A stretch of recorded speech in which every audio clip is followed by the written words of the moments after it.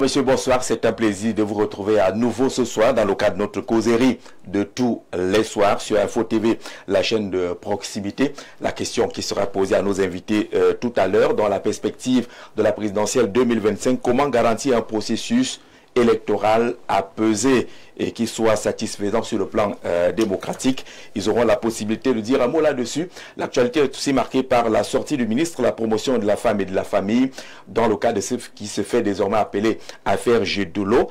Il s'agit d'un site internet pornographique selon le ministre de la promotion de la femme et de la famille et de proxénétisme qui recrute de nombreuses petites filles et des adultes pour des pratiques qu'on peut imaginer et qui sont décrites dans ce communiqué. Elle appelle les parents à la vigilance, d'être proches de leurs enfants, d'échanger avec les enfants, de les protéger. Le vers le 116 est d'ailleurs proposé pour dénoncer tout ce qui pourrait s'apparenter à des pratiques pas du tout normales concernant justement ce qui est dénoncé et qui serait hébergé dans le site internet Gedolo.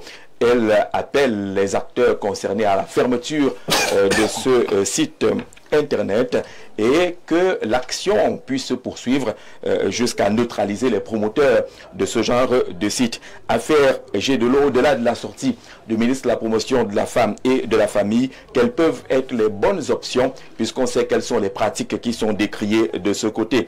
Invité aux échanges ce soir, et c'est la première fois, on l'accueille avec beaucoup de bonheur. On a voulu même dérouler le tapis rouge et mettre quelques hôtesses pour accueillir Martial Bissoc. Il est homme politique bien connu, également dans les milieux de la communication. Il est président du Haut Conseil national pour la paix. On l'a accueilli, justement, on va dire comme les grands le disent, au pied de la passerelle, de retour au pays. Martial, bonsoir et bienvenue. Bonsoir à toi, Jean-Jacques Zé. Tu deviens l'emblème de ce talent toujours méritocratoire. Et c'est le Cameroun entier qui est fier de ton parcours aussi. Et je suis fier aussi doublement d'être sur Info TV avec évidemment M. Mveng, qui est un homme d'exception que j'ai eu le temps de connaître il y a une vingtaine d'années. Alors, Martial, c'est quoi? Vous faites des apparitions parce qu'il y a l'élection présidentielle ou quoi? Ben, ça me colle à la peau, mais c'est bien. Il faut être là pendant que les grands enjeux de l'État nous appellent. C'est la nation, c'est le destin de la nation qui est en jeu. Et effectivement, on doit prendre notre place. Il n'est pas temps de se taire, au contraire. C'est nous qui devons être les vigies de une de la République, les porte-étendards de ce Cameroun inviolable. Alors, vous vous situez où finalement, homme politique que vous êtes en front ou en back-office dans cette affaire? Vous n'êtes pas candidat? Mais je vais vous dire calmement que quand la vipère est en brousse, c'est l'affaire des enfants. Hein? Tu connais la forêt. Bien sûr. Et quand la vipère est déjà dans la cour, ça commence à être les affaires des adultes. Et heureusement, la vipère est déjà en train d'entrer dans la cour et on commence à voir les adultes, les gens sortir. Donc nous sommes là. Et je ne pourrais pas me prononcer parce que le Cameroun a cette particularité pour octobre d'avoir la seule élection au monde où à quelques mois, à quelques jours, déjà, personne n'est sûr d'être candidat. Donc voilà, on est sûr de rien. C'est ça qui fait le charme du Cameroun. Alors, David Awono, candidat à la candidature, membre de l'ATP, candidat à la candidature sous la casquette pas d'un parti politique, une candidature indépendante. Marcel disait tout à l'heure que personne n'est sûr d'avoir sa place, comme dirait un célèbre footballeur devenu président de fédération. Vous êtes convaincu que vous serez là? Bonsoir David. Je n'ai pas dit que je suis convaincu d'être là. Vous hésitez? Non, je suis candidat à la candidature. Oui. Je vais participer à la primaire ouverte et digitale ATP. Oui. Il reviendra au peuple camerounais de décider qui sera le porte-étendard du côté de l'ATP. Vous avez espoir dans tous les cas. J'ai vu votre vision, votre programme politique. Il est costaud, donc vous avez espoir. Oui, j'ai bon espoir. Vous êtes donc de l'ATP, on a reçu justement Olivier Billet en fin de semaine dernière. L'ATP, contrairement à ce que d'aucuns pensaient, n'a pas encore fermé ses portes. L'ATP existe toujours et le processus est en marche. Romaric Essama, président du Parti nationaliste démocrate camerounais, pas candidat à la candidature. Bonsoir. Bel et bien, Jean-Xavier, je suis très content d'être ici. Le PNDC n'a pas d'élu local, c'est pour cela que nous ne serons pas de la liste. Actuellement, nous sommes en train de préparer les prochaines élections municipales dans notre forum interne. Nous commençons déjà à réfléchir les arrondissements dont nous devions cibler et commencer déjà à préparer le terrain pour recruter nos potentiels candidats dans l'esprit que nous partons pour ne plus avoir seulement le pourcentage, si possible, un élu local pour que nous soyons en liste en 2032. Vous repartez à la conquête de Ngoumou, je suppose. Bon, pour le moment... Vous êtes passé tout à côté. Nous étions tout à côté, mais... Avec combien? 34%? Et plus de 34%. Plus de 34%. Oui. Mais malheureusement, nous sommes tombés devant des personnes qui ont voulu utiliser notre parti. Je veux dire même que voulu utiliser, qui ont même utilisé notre parti politique pour avoir une place au soleil, sans reconnaître qu'il fallait continuer avec le parti politique. Nous leur avons fait totalement confiance et finalement nous nous sommes rendus compte qu'il ne fallait pas le faire. Et c'est pour cela que nous acceptons cette humilité, mais nous sommes contents que notre passage en Ngoumou, qui va revenir dans les prochaines années, cette fois-ci pas pour partir, nous allons nous-mêmes sélectionner nos candidats, travailler dans ces villages-là. Nous sommes contents que notre présence a permis qu'il y ait un visage différent de la ville de Ngoumou. D'accord. Nous sommes contents que grâce à nous, grâce aux résultats que nous avons obtenus, nous avons choisi qu'il fallait améliorer le cadre de travail de beaucoup d'administrations. Grâce à nous, nous avons eu une sous-préfecture qui a été construite avec toilettes internes.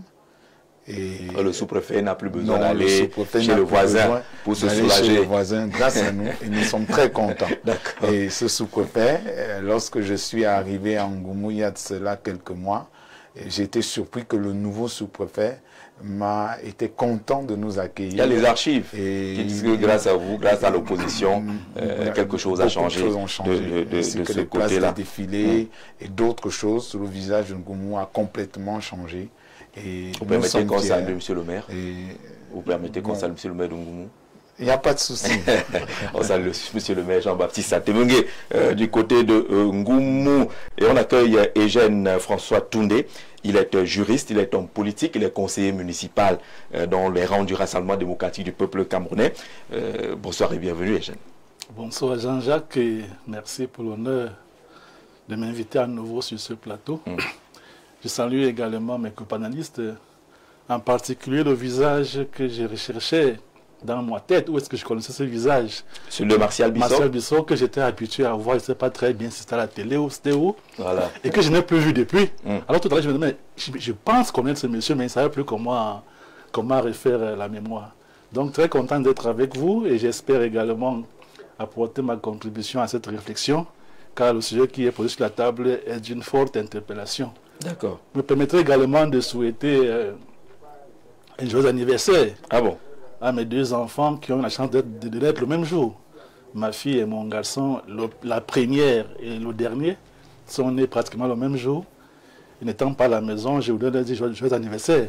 Au moins, ils sont seulement. Ça veut dire que vous faites les mêmes choses à la même période, c'est ça? C'est tellement qu'ils sont en train de couper le gâteau, moi n'étant pas là, alors je leur dis joyeux anniversaire.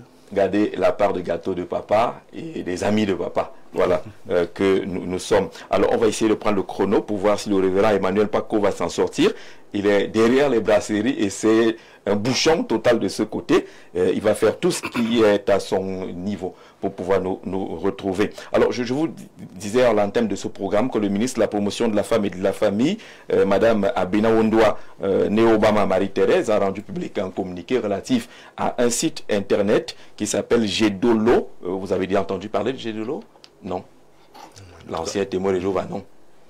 Non. À travers ce communiqué. À travers le communiqué, vous savez de quoi il s'agit, président? Gédolo, ça vous dit rien, ça vous parle pas. Martial, Gédolo, ça vous dit rien? Non, je n'avais pas entendu parler. D'accord. Alors, le ministre de la Promotion de la Femme dit ceci, qu'elle porte à la connaissance de la communauté nationale de l'existence au Cameroun d'un site pornographique et de proxénétisme dénommé Gédolo, cm.gdelo.com, je ne sais pas pourquoi nous donnons encore l'adresse là pour qu'on aille voir, à travers lequel de très jeunes filles à peine pubères sont recrutées et exploitées sexuellement par des personnes adultes. C'est ce qu'elle dit. Cette pratique inacceptable constitue une grave violation des droits de l'enfant en général et ceux de la jeune fille en particulier. Elle cite les conventions, les droits relatifs.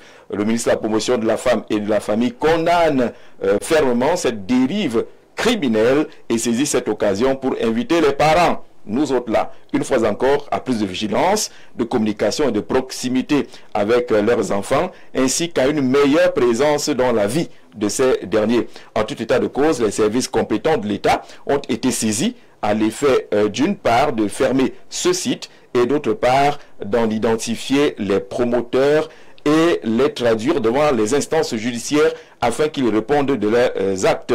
Au demeurant, toute victime / survivante des actes abominables du fait de ce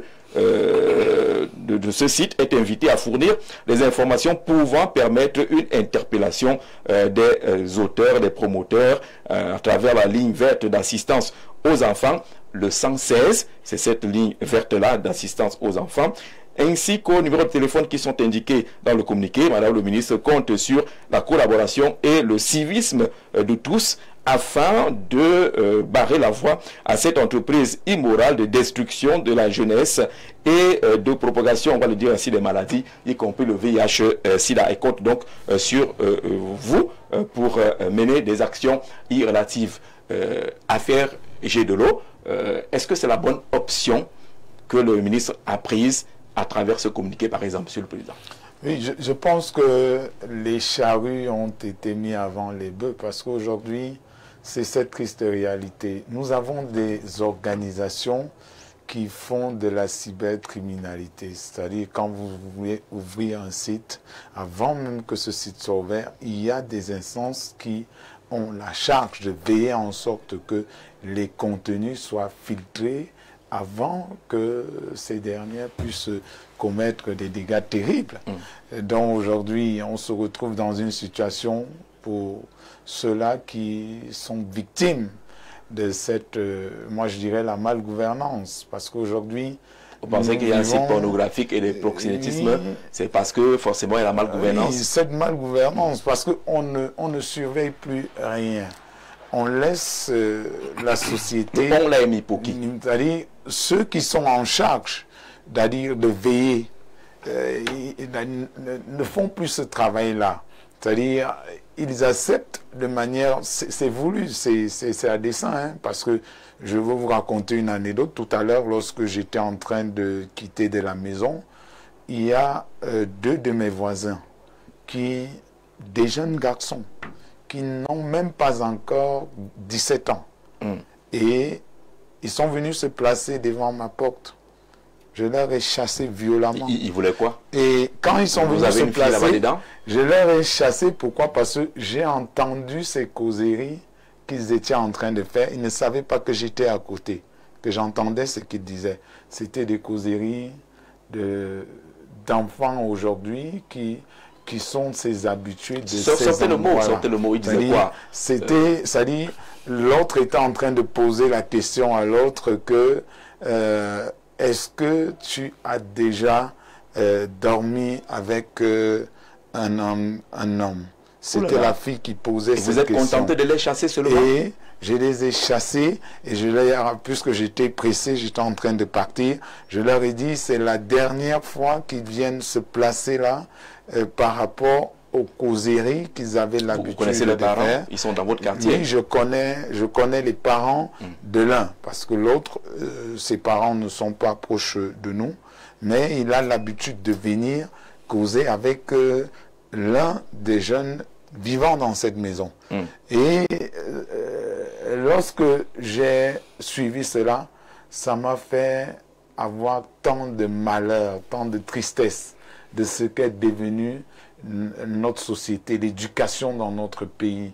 Aujourd'hui, se laisser aller a fait en sorte qu'aujourd'hui, on banalise tout et on pense que tout est bon pour tout et qu'il faut accepter tout et se dire ce n'est pas de ma responsabilité, remettre ça à l'autre. D'accord. Donc vous demandez à ce qu'on veille, comme le ministre l'a demandé, il faut qu'on dénonce, qu'on surveille, qu'on soit proche de nos enfants, qu'on soit là pour les encadrer. Alors la procédure, la méthode choisie par le ministre, vous dites qu'on a mis la charrue avant les bœufs. On aurait dû commencer par autre chose. Oui, on devait faire en sorte que ce site ne puisse même pas avoir le temps de faire sa première victime. D'accord. Alors, j'ai de l'eau, Martial ne connaît pas grand-chose de cette affaire, peut-être le communiqué l'a un peu informé. On a fait des petites recherches pour voir que c'est un site qui existe depuis 2016. Cela fait 9 ans aujourd'hui. Est-ce que ce communiqué qui apparaît un 4 juin et qui est rendu public hier, est-ce qu'on n'est pas un peu en retard pour agir compte tenu de ce qu'elle décrit comme dégâts? Tu as totalement raison, si on peut se tutoyer, évidemment. Mais, naturellement. Il n'est jamais trop tard pour bien agir. Moi, je vais plutôt encourager l'action de Madame la ministre. Oui. Mais il faut aussi dire que c'est un phénomène vieux comme le monde, qui prend des ampleurs et des proportions à mesure que le monde lui-même est dans des tourmentes. Lequel? La prostitution, la pornographie, le prosélytisme. Tout cela, et c'est des réseaux bien structurés. Alors, le Cameroun n'est pas sur une autre planète. Et maintenant, est-ce qu'on a vraiment les moyens de lutter fermement contre cette dépravation qui est économie, qui est devenue économique, quoi, dans un circuit? Et c'est ça peut-être le problème. Aujourd'hui, il faut savoir que on se place moins au bord des rues que sur des statuts WhatsApp, sur des groupes organisés, sur Telegram. La prostitution se modernise. Mais si on regarde encore sociologiquement, on sait que l'atome sociologique, c'est 2 personnes d'abord, hein, papa, maman, dont la famille s'organise autour de cela. Peut-être la dépravation, la crise sociale générale peut aussi amener les familles à ce petit laisser-aller dont parlait mon cher frère Dongoumou tout à l'heure. Et aujourd'hui, est-ce que les parents contrôlent encore les enfants? Est-ce que la famille traditionnelle n'est pas en train de disparaître sous nos yeux? Est-ce que, voilà, c'est autant de questions. Est-ce que les parents ont encore les moyens d'avoir l'autorité parentale? Parfois, les parents survivent indirectement et sournoisement grâce aux fruits de cette petite prostitution. Oui, parce qu'il y a des parents qui ne se demandent pas comment votre jeune fille a fait pour avoir un téléphone de 400, 500, 600 000, comment elle fait pour être dans 6 cotisations à la fois, tous les jours, comment elle fait. Certaines même sont devenues autonomes, elles louent, et puis font les petits dons à leurs parents. Et vous savez bien que la morale aujourd'hui n'est pas bien vue. Le thème favori aujourd'hui, c'est « on ne veut pas de conseils ». C'est-à-dire même les enfants, les mineurs vous disent c'est le week-end, ne nous conseillez pas. Oui. Donc la morale, évidemment, tout le monde en parle, mais personne ne la pratique, et ça pose vraiment un problème. Alors il faut encourager l'action de Madame le ministre de la promotion de la famille. C'est déjà une bonne action, c'est déjà une action. Déjà dénoncée, et appeler à ce que les autorités agissent. Et en termes d'autorité, il s'agit quand même d'une activité qui se passe sur les réseaux sociaux. Et on a des structures qui sont spécialisées en la matière.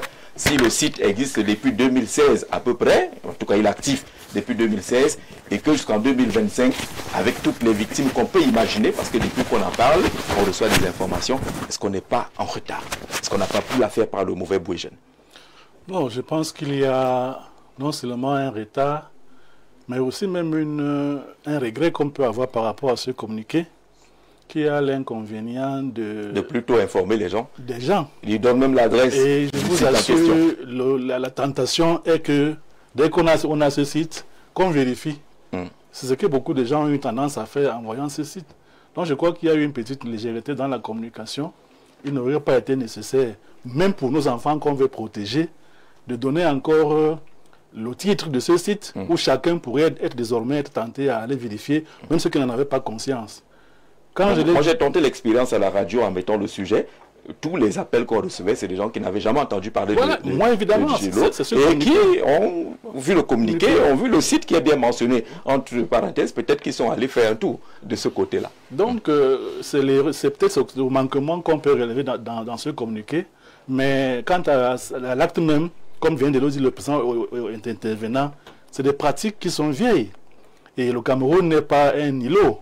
Je pense plutôt que nous devons plutôt renforcer la sensibilisation et l'éducation par rapport vis-à-vis de nos enfants. Et ces émissions participent à cela. Dans le communiqué, on précise qu'il s'agit des toutes petites filles, les U16. pour le dire ainsi, et des adultes en face. Jean-Jacques, on a même vu des sites en Europe où même les bébés sont des victimes. C'est grave. Si déjà même, là on parle de 14-16 ans, on a vu des images dans des pays étrangers où c'est même des nourrissons qui sont impliqués dans des trafics. C'est pas pour justifier, c'est pour dire que le danger est là. Il est même là depuis des années. Maintenant, le ministre doit seulement prendre le taureau par les cornes pour essayer de voir comment lutter contre ce phénomène. L'agence comme l'Antique doit pouvoir se mettre à l'œuvre pour pouvoir, je crois, désactiver. Ce qui est clair, un site comme cela ne peut pas exister et être ignoré. Alors qu'il a tout ce qu'il faut, tout ce qu'il a comme technologie nécessaire pour pouvoir l'identifier. Donc l'action elle est importante, elle est même nécessaire, mais davantage nous devons éduquer. Et je pense que ce qu'il y a lieu de faire, c'est effectivement d'investiguer de manière professionnelle.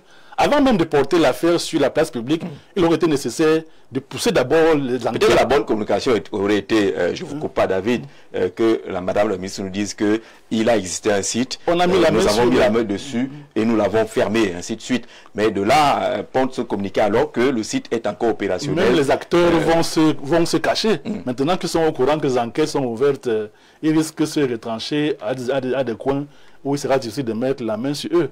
Mais en résumé, l'action du ministre est salutaire et nous pensons que nos enfants, et ce n'est pas une question de génération, c'est une question d'éducation, de mentalité.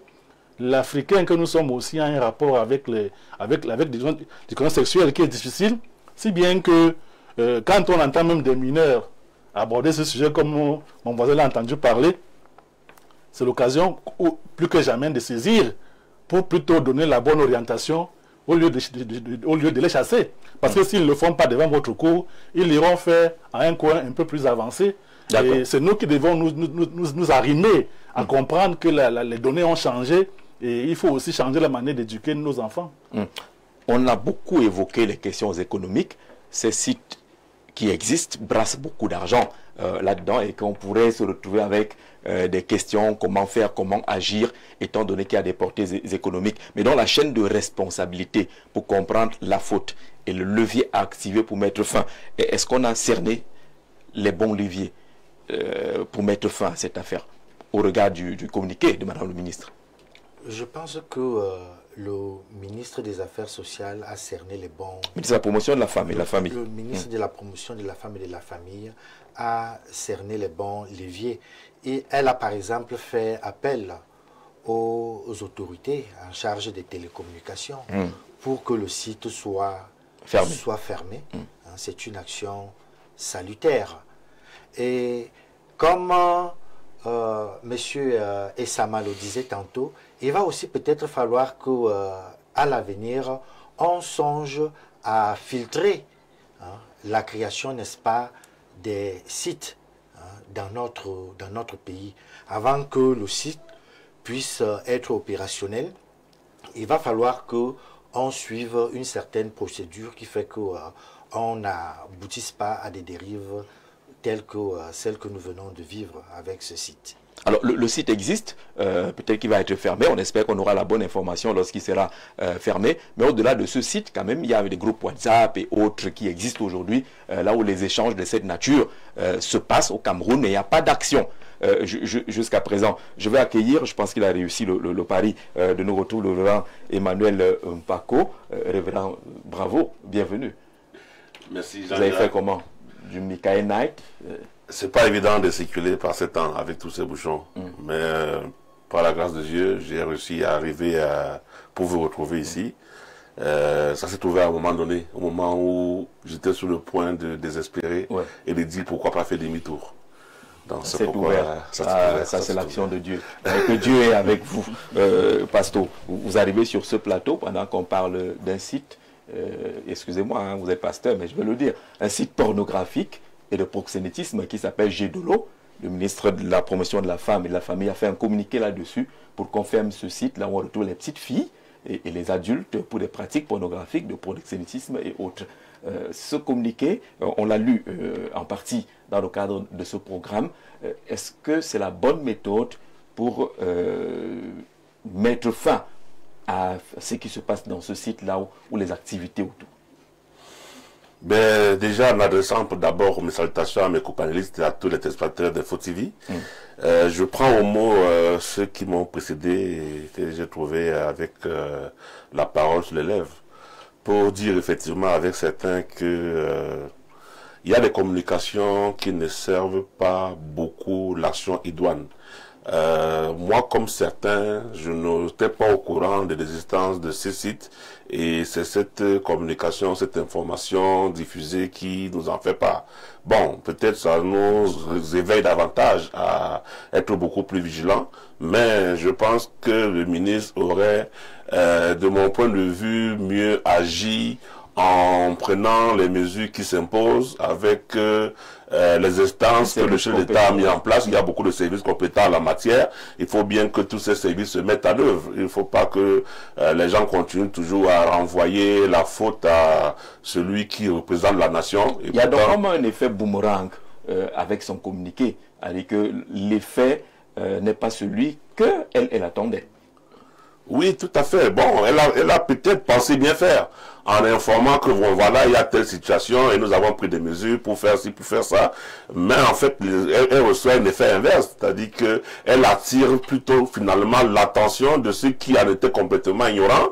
Et du coup, chacun, comme mes présidents dit, s'intéresse à aller voir de près de quoi il s'agit. Alors, on aurait pu simplement fermer ça, arrêter la chose et puis personne n'aurait été au courant. Ou peut-être on nous aurait informé effectivement que bon voilà, il y a eu tel site qui faisait ça, et voilà les dispositions que nous avons prises, et puis c'est fermé. À ce moment-là, une fois que l'action a été menée, ceux qui voudraient par curiosité aller s'y intéresser trouveront que c'est fermé et que ça n'existe plus. Là, parce qu'on ne sait pas si finalement ça a été fermé, depuis qu'elle a rendu public son communiqué, nous on n'ose pas aller voir, parce que je ne veux pas être à la place même de madame le ministre. Je suppose que quand elle a appris qu'il y a jeté de l'eau, elle doit quand même aller voir avant de signer un communiqué. J'imagine avec, c'est quand même une maman. Est-ce qu'elle n'est pas tombée à la renverse en arrivant de ce côté-là? Mais elle insiste sur la sensibilisation, sur la communication avec nos enfants. Et vous lisez les messages des uns des autres qui disent que oui, ça va, c'est sur Internet, mais pourquoi n'agit-elle pas sur ce qui est déjà physique dans certains quartiers, certaines zones? On peut savoir à Yaoundé, par exemple, où se passent des activités comme celle-là. Les noms des zones sont cités à Minifem et Mombo et consorts. Pourquoi ne pas s'attaquer d'abord à ce qui est physique et qu'on voit, Martial? Oui, Jean-Jacques.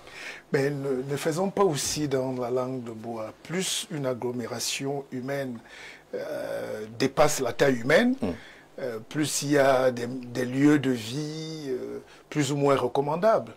Toutes les grandes cités au monde se sont construites avec des réputations voilà, un peu dur parfois d'un côté, et puis parfois il y a le quartier des poètes. C'est peut-être ça qu'il faudrait regretter d'ailleurs, qu'à Yaoundé il n'y ait plus de quartier de poètes, de jazz, qu'il n'y ait plus d'endroits de Makossa, de Bikoutsi, on a plus les ampoules rouges. Voilà, on tend, voilà, mais une ville est faite de coins même, de brigands. Tout ça, ça alimente souvent une économie souterraine qui est condamnable pour la morale.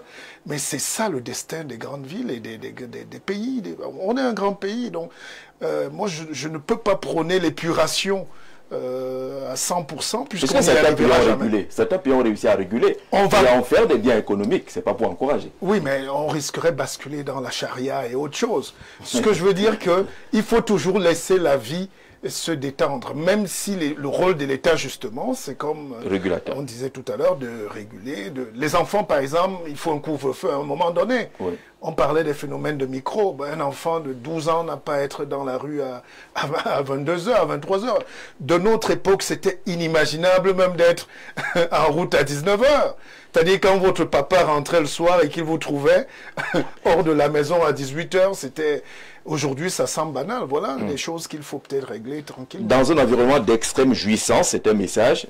Il parle d'un environnement d'extrême jouissance où l'on a désacralisé le sexe parce que tabou pour certains parents. Le parent étant le premier garant sécuritaire de sa progéniture, il est tout à fait louable d'encourager les décisions de Madame le ministre, car mieux vaut tard que jamais. Conservons avec des valeurs positives la dignité des enfants. Je dirais que le futur à éradiquer ces comportements fantasmagoriques ne se construit pas dans les intentions, mais les actions répressives. Massok Thomas qui parle d'actions répressives. Est-ce qu'il n'est pas temps de passer justement aux actions répressives dans nos cités qui hébergent de façon ostentatoire, à bouche que veux-tu, à yeux que veux-tu voir ces phénomènes-là? Est-ce qu'il ne faut pas aller à la répression? Tout le monde sait où ça se passe.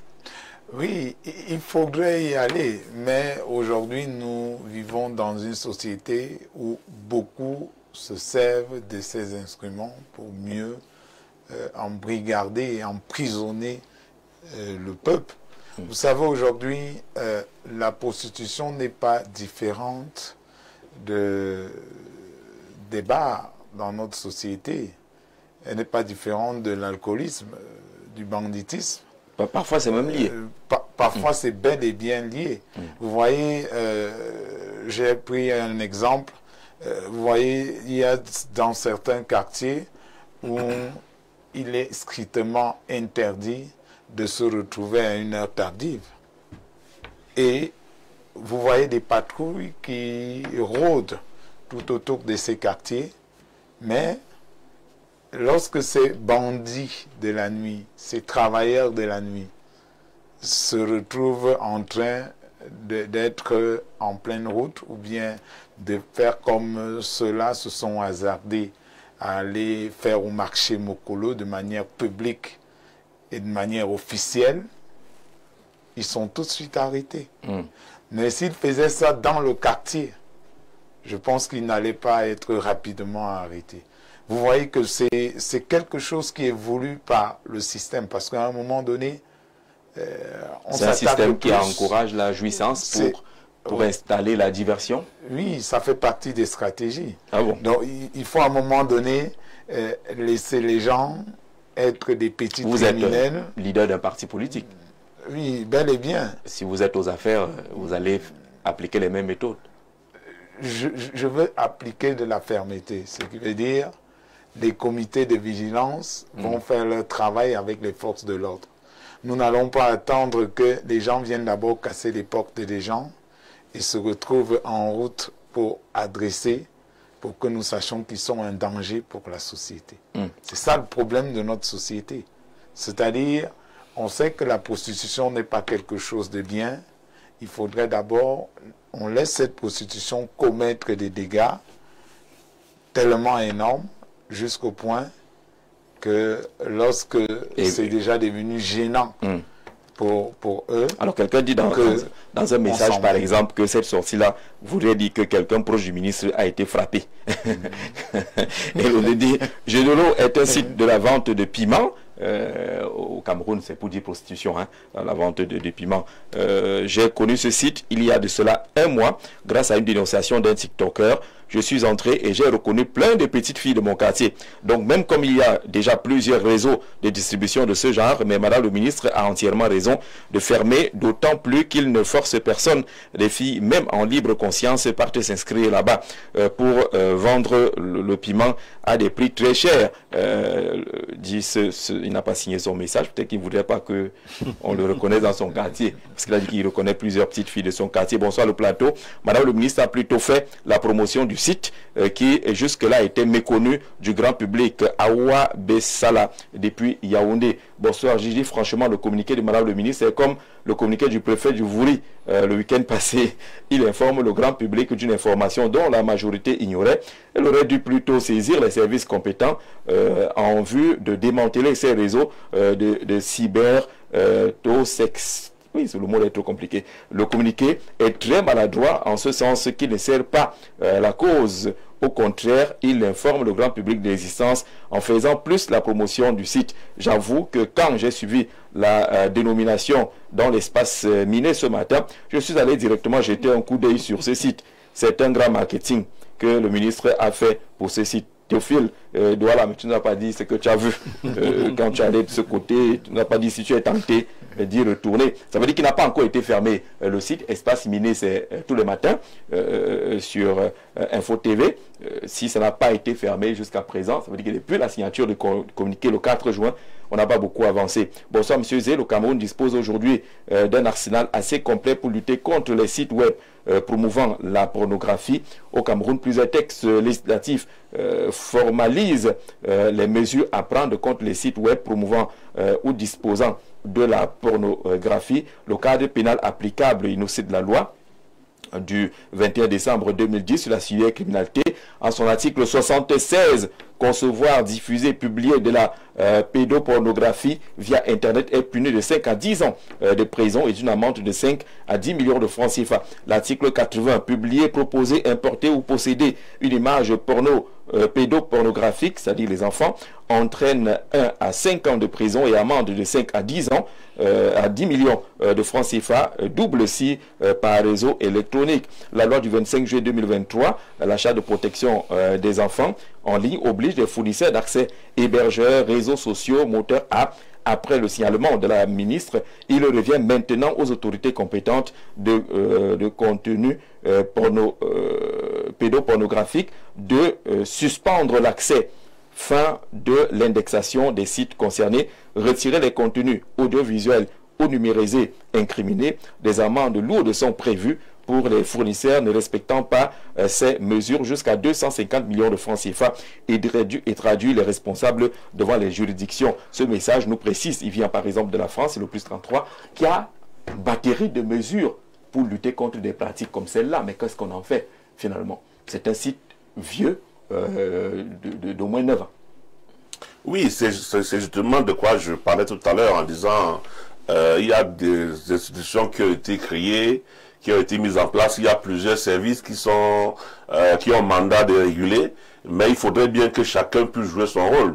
Et il faut effectivement que nous passions de ce régime d'impunité qui s'est installé et qui a permis aujourd'hui que la société continue à se dépraver au rythme que nous vivons, puisque chacun désormais peut faire du n'importe quoi, et en disant que va-t-on me faire, qui es-tu, et ainsi de suite. Or, si en posant un acte contraire à la loi, encore que nous est censé ignorer la loi, si en posant un acte contraire à la loi, tu sais pertinemment que tu seras frappé, et que tu seras frappé conformément aux dispositions légales, eh bien chacun de nous réfléchirait par deux fois avant de poser l'acte. Je voudrais pour exemple la simple amende pour les parkings de véhicules.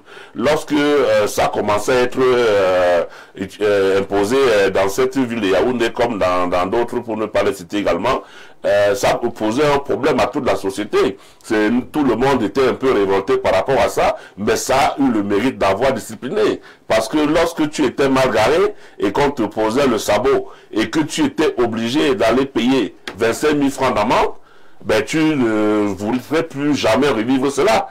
Donc du coup, nous avons tous appris à ne plus chercher à garer à l'entrée de la maison devant la porte, mais à garer là où c'est possible.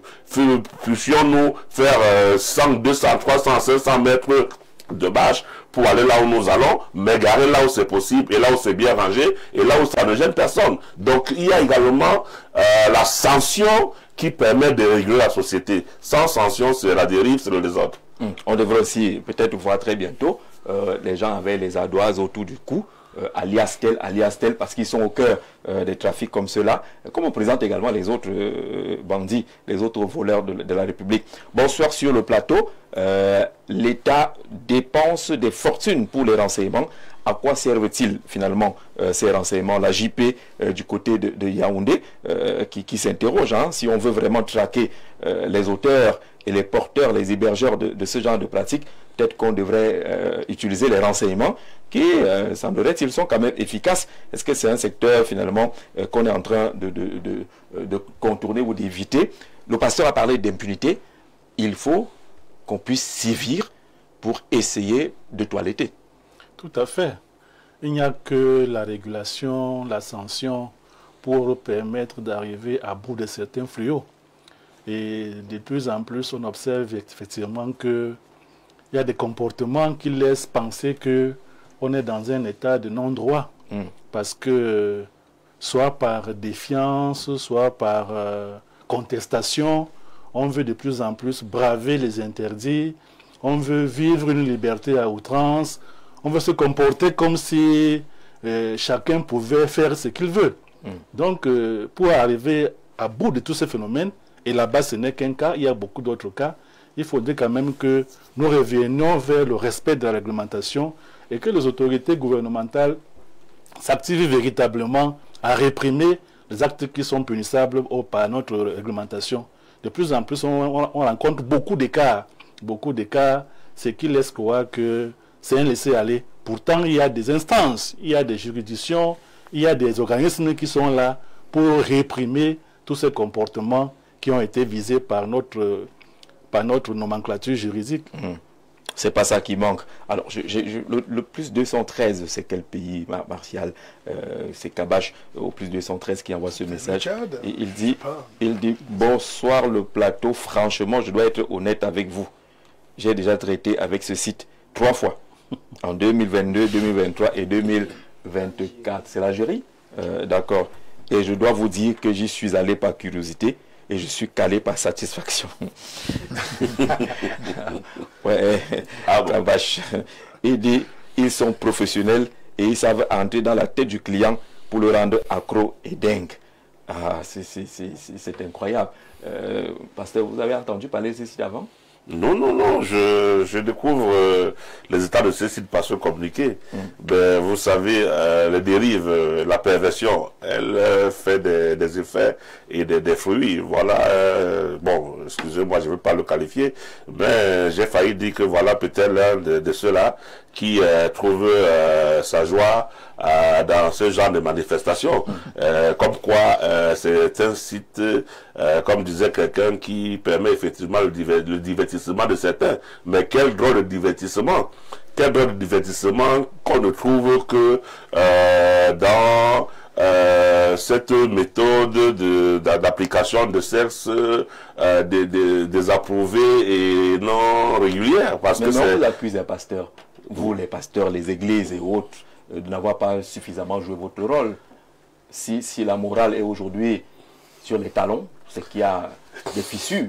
Comment accuser une église qu'en même temps on voudrait fermer totalement? Ah, là, c'est un autre problème. Voilà. Donc, parce que mais ça pourrait donner raison à ceux qui veulent fermer, parce que le résultat n'est pas très visible, n'est pas encourageant. Donc, finalement, parce que justement, les uns et les autres sont davantage encouragés à ne même plus suivre le sermon, à ne même plus aller à l'église, parce que déjà affamés, ils trouvent mieux de chercher de quoi se nourrir que d'aller, entre guillemets, perdre du temps dans ce lieu où on passe de temps à les sermonner, entre guillemets, on passe de temps à leur faire de la morale, on passe de temps à les éduquer, à leur répéter les mêmes choses qu'ils ont déjà entendues, alors qu'ils ont d'autres besoins, ils ont d'autres préoccupations beaucoup plus urgentes. Ça fait qu'en réalité, même les besoins du commun des mortels, le citoyen, ses besoins les plus inouïs, les plus essentiels, peuvent l'amener à la dérive.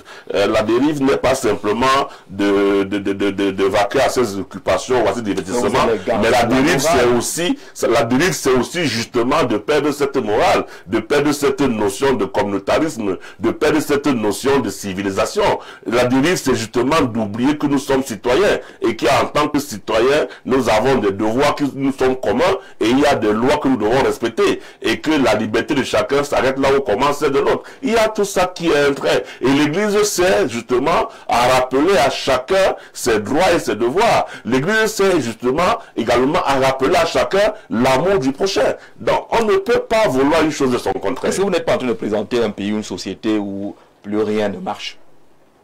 L'Église dit que non, ce n'est pas nous. Les parents disent que ce n'est pas nous.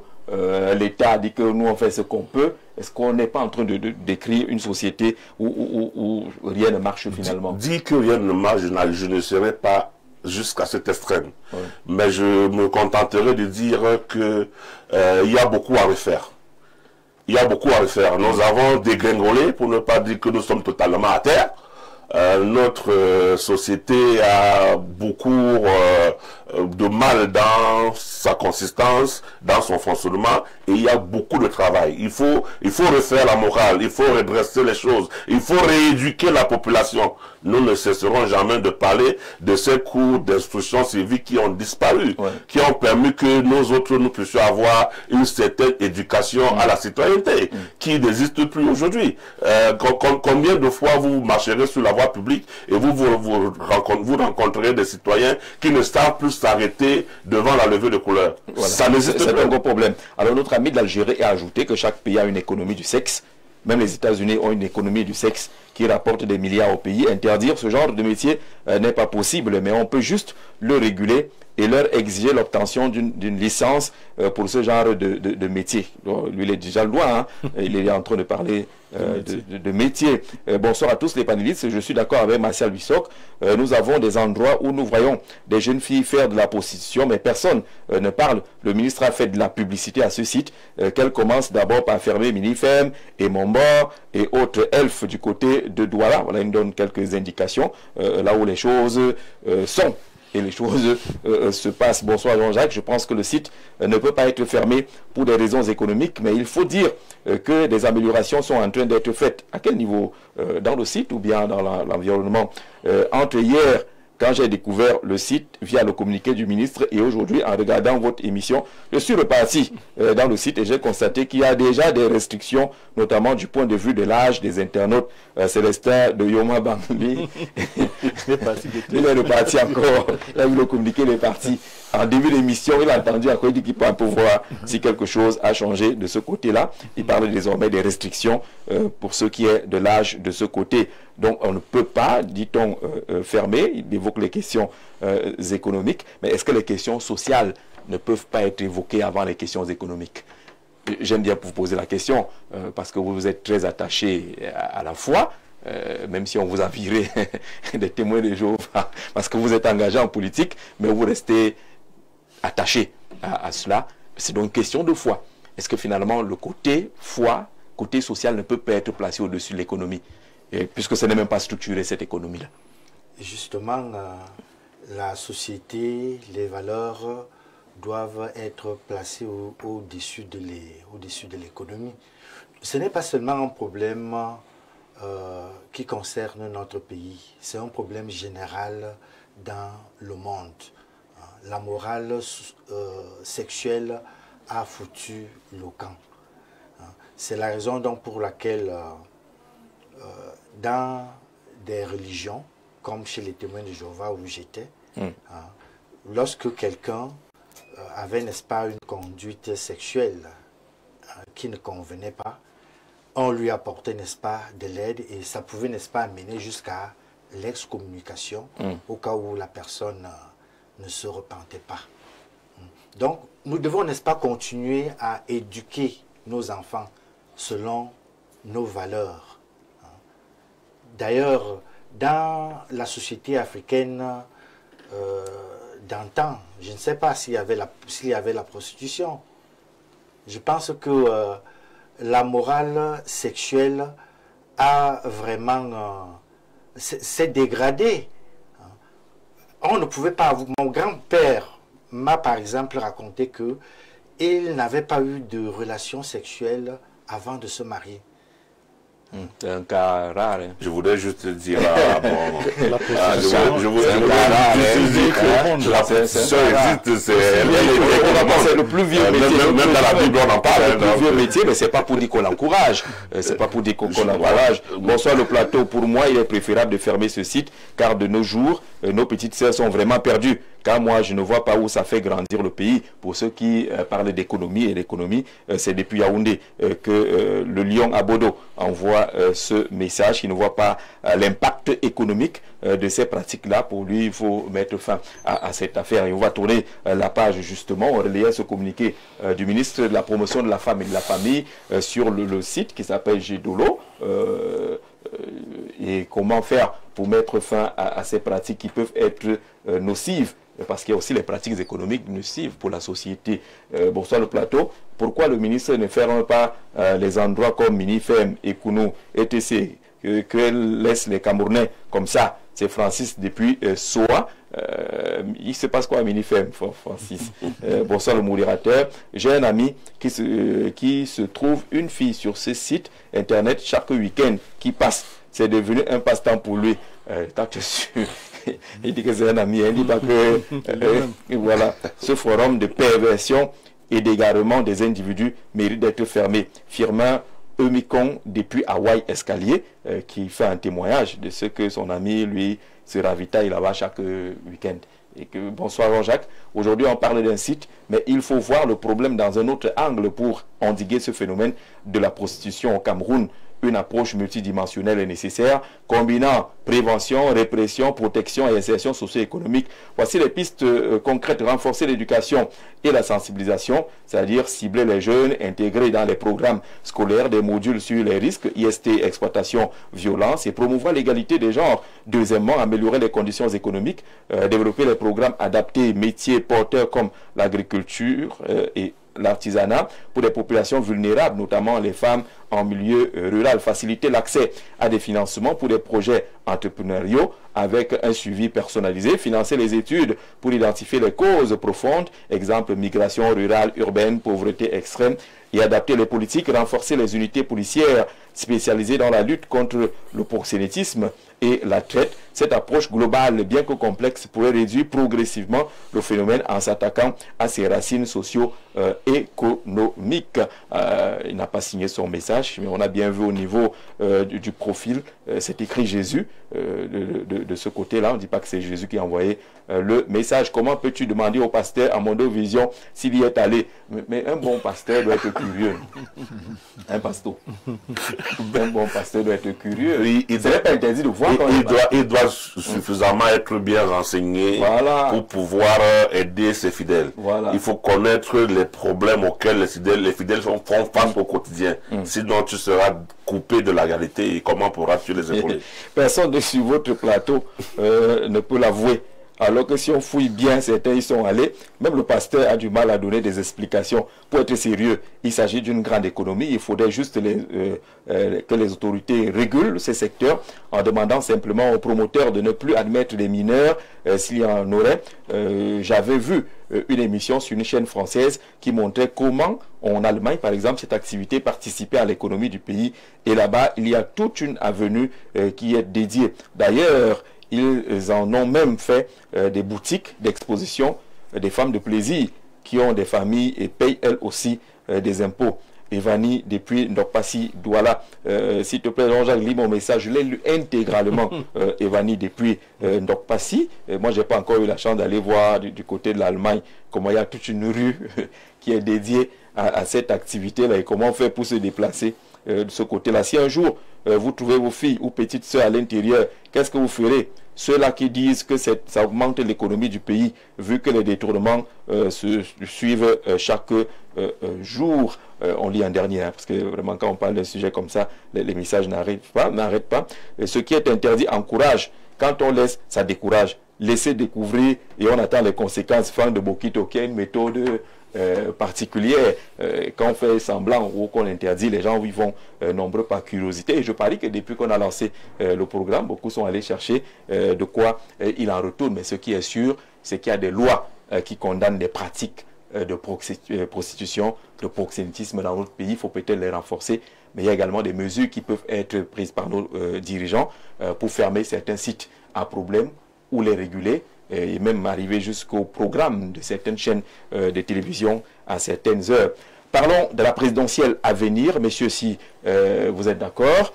Comment garantir un processus apaisé présidentiel 2025? Les hommes politiques d'abord, comment s'assurer d'un processus apaisé dans notre pays au regard justement de l'actualité un peu bouillante ces derniers temps? Mais il faut déjà savoir que la paix est non négociable, apaisée. C'est comme s'il y aurait des doutes sur le bien fondé de l'élection présidentielle. Je rappelle quand même que c'est un échéancement très important pour le destin, pour l'histoire du Cameroun. Et c'est encore doublement important parce que cette élection a une saveur toute particulière. Je vous ai dit tout à l'heure que personne n'est sûr d'être candidat déjà, ça c'est certain. C'est vrai que si on va aussi à l'état actuel de toute la donne géopolitique qu'on a entre les mains. Il est clair que le président, le doyen Paul Biya gagnerait facilement. C'est pas pour que certains s'extasient sur les réseaux sociaux, c'est les faits qui sont là. Maintenant aussi, il faut attendre aussi que le patriarche se décide, qu'il se décida, puisqu'il nous a dit... que le moment venu, voilà, il vous dira s'il va au village. S'il va aller boire le matango chez lui, en Womeka tranquillement. Mais là encore, c'est un jeu politique. Mais il n'y a pas de doute que cette élection est une élection historique sur ce plan-là. Et si le président Paul Biya, pas extraordinaire, n'est pas candidat, vous voyez que ça rabat toutes les cartes.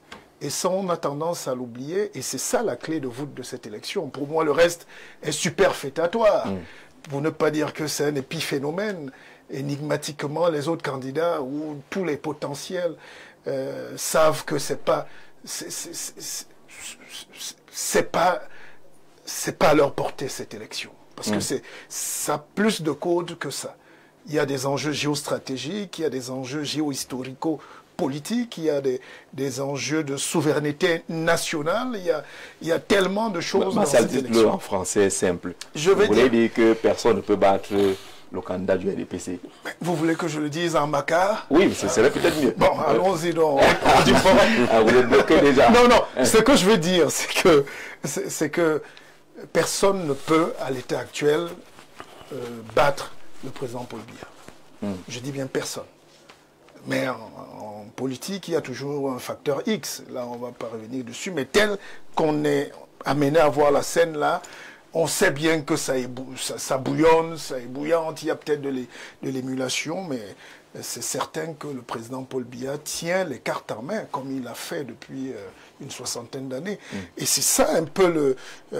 N'oubliez pas que nous tous, on pense à l'élection présidentielle, pas seulement en se rasant, comme disait l'autre.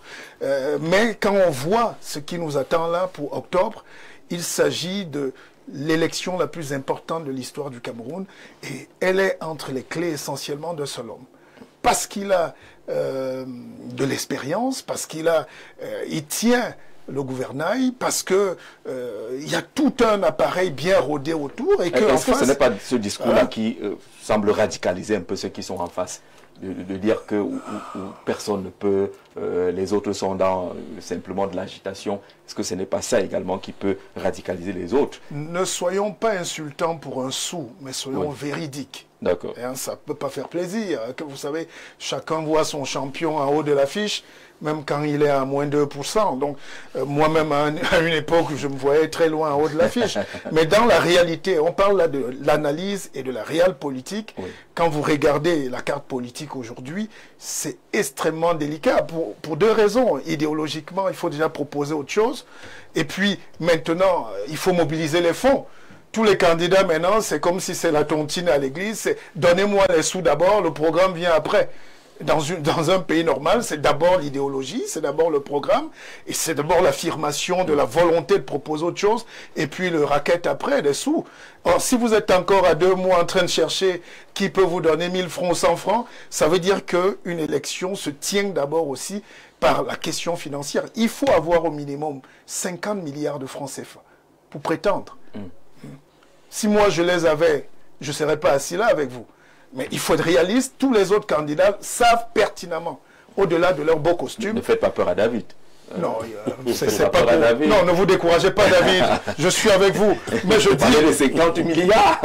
C'est au minimum. Je dis pour entamer une campagne, il faut au minimum une mobilisation de 50 à 100 milliards de francs CFA. C'est chiffré par des cabinets, c'est chiffré par une équipe technique et c'est connu. Et là, les candidats ne travaillent pas souvent là-dessus. Ça peut faire l'effet d'annonce. La preuve, il y a 1000 candidats déclarés, parce que chacun croit que c'est un jeu.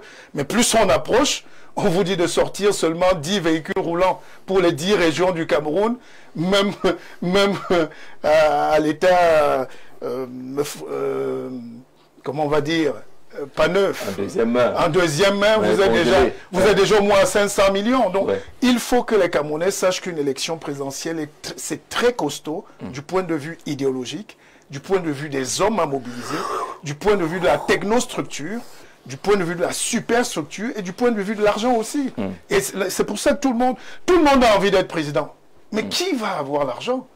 Ça aussi, c'est un débat. On compte sur le peuple qui lui-même compte sur les autres pour manger. Alors la question encore là, merci de planter ce décor-là, elle est celle de savoir si on peut garantir et comment le faire. Un processus apaisé. Il faut donc éliminer déjà les aventuriers, dire aux gens que c'est une affaire beaucoup trop sérieuse, les enjeux sont costauds. Comment faire pour avoir un processus apaisé? Oui, Jean-Jacques, il faudrait que nous nous souvenions tous que nous sommes Camerounais, citoyens d'un même État, et que nous aspirons tous à la paix et au développement. Lorsque on ne perd pas cela de vue, on doit également se rappeler que le poste de président de la République devrait cesser d'être dans notre imagination une royauté. Et donc, tant que ce n'est pas une royauté, ce n'est pas successoral, donc ce n'est pas élection, on doit pouvoir comprendre et intégrer que ça va être rotatif.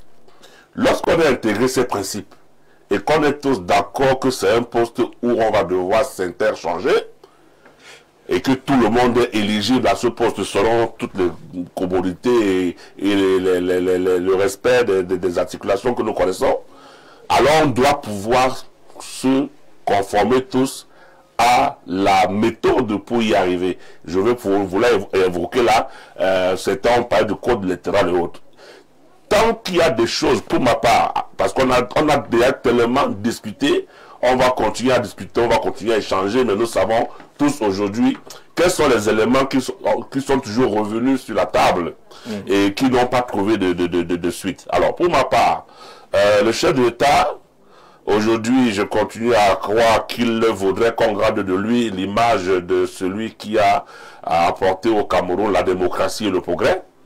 Alors, il faudrait que si jamais il pense sortir, qu'il puisse sortir en laissant véritablement cette culture démocratique. Qu'est-ce qu'il doit faire? Alors, ça veut dire, il doit, nous sommes dans un processus qui est en train de il doit pouvoir s'assurer que déjà tous ceux qui seront retenus, parce que selon les critères de sélection, qui seront retenus pour aller compétir, puissent déjà au moins être tous d'accord des règles de compétition. Lorsqu'on va à une compétition, soit on n'est pas d'accord des règles, mais on s'y plie, ce qui est autre chose. Mais nous souhaitons, pour la paix, pour la concorde, nous souhaitons qu'on puisse d'abord déjà tous s'accorder sur les règles de la compétition. Ce code électoral qui est toujours en débat et qui n'a jamais été changé et qui, pour l'instant où nous parlons, n'est pas en voie d'être modifié. Notre souhait serait qu'on puisse en débattre de nouveau une fois. D'ailleurs,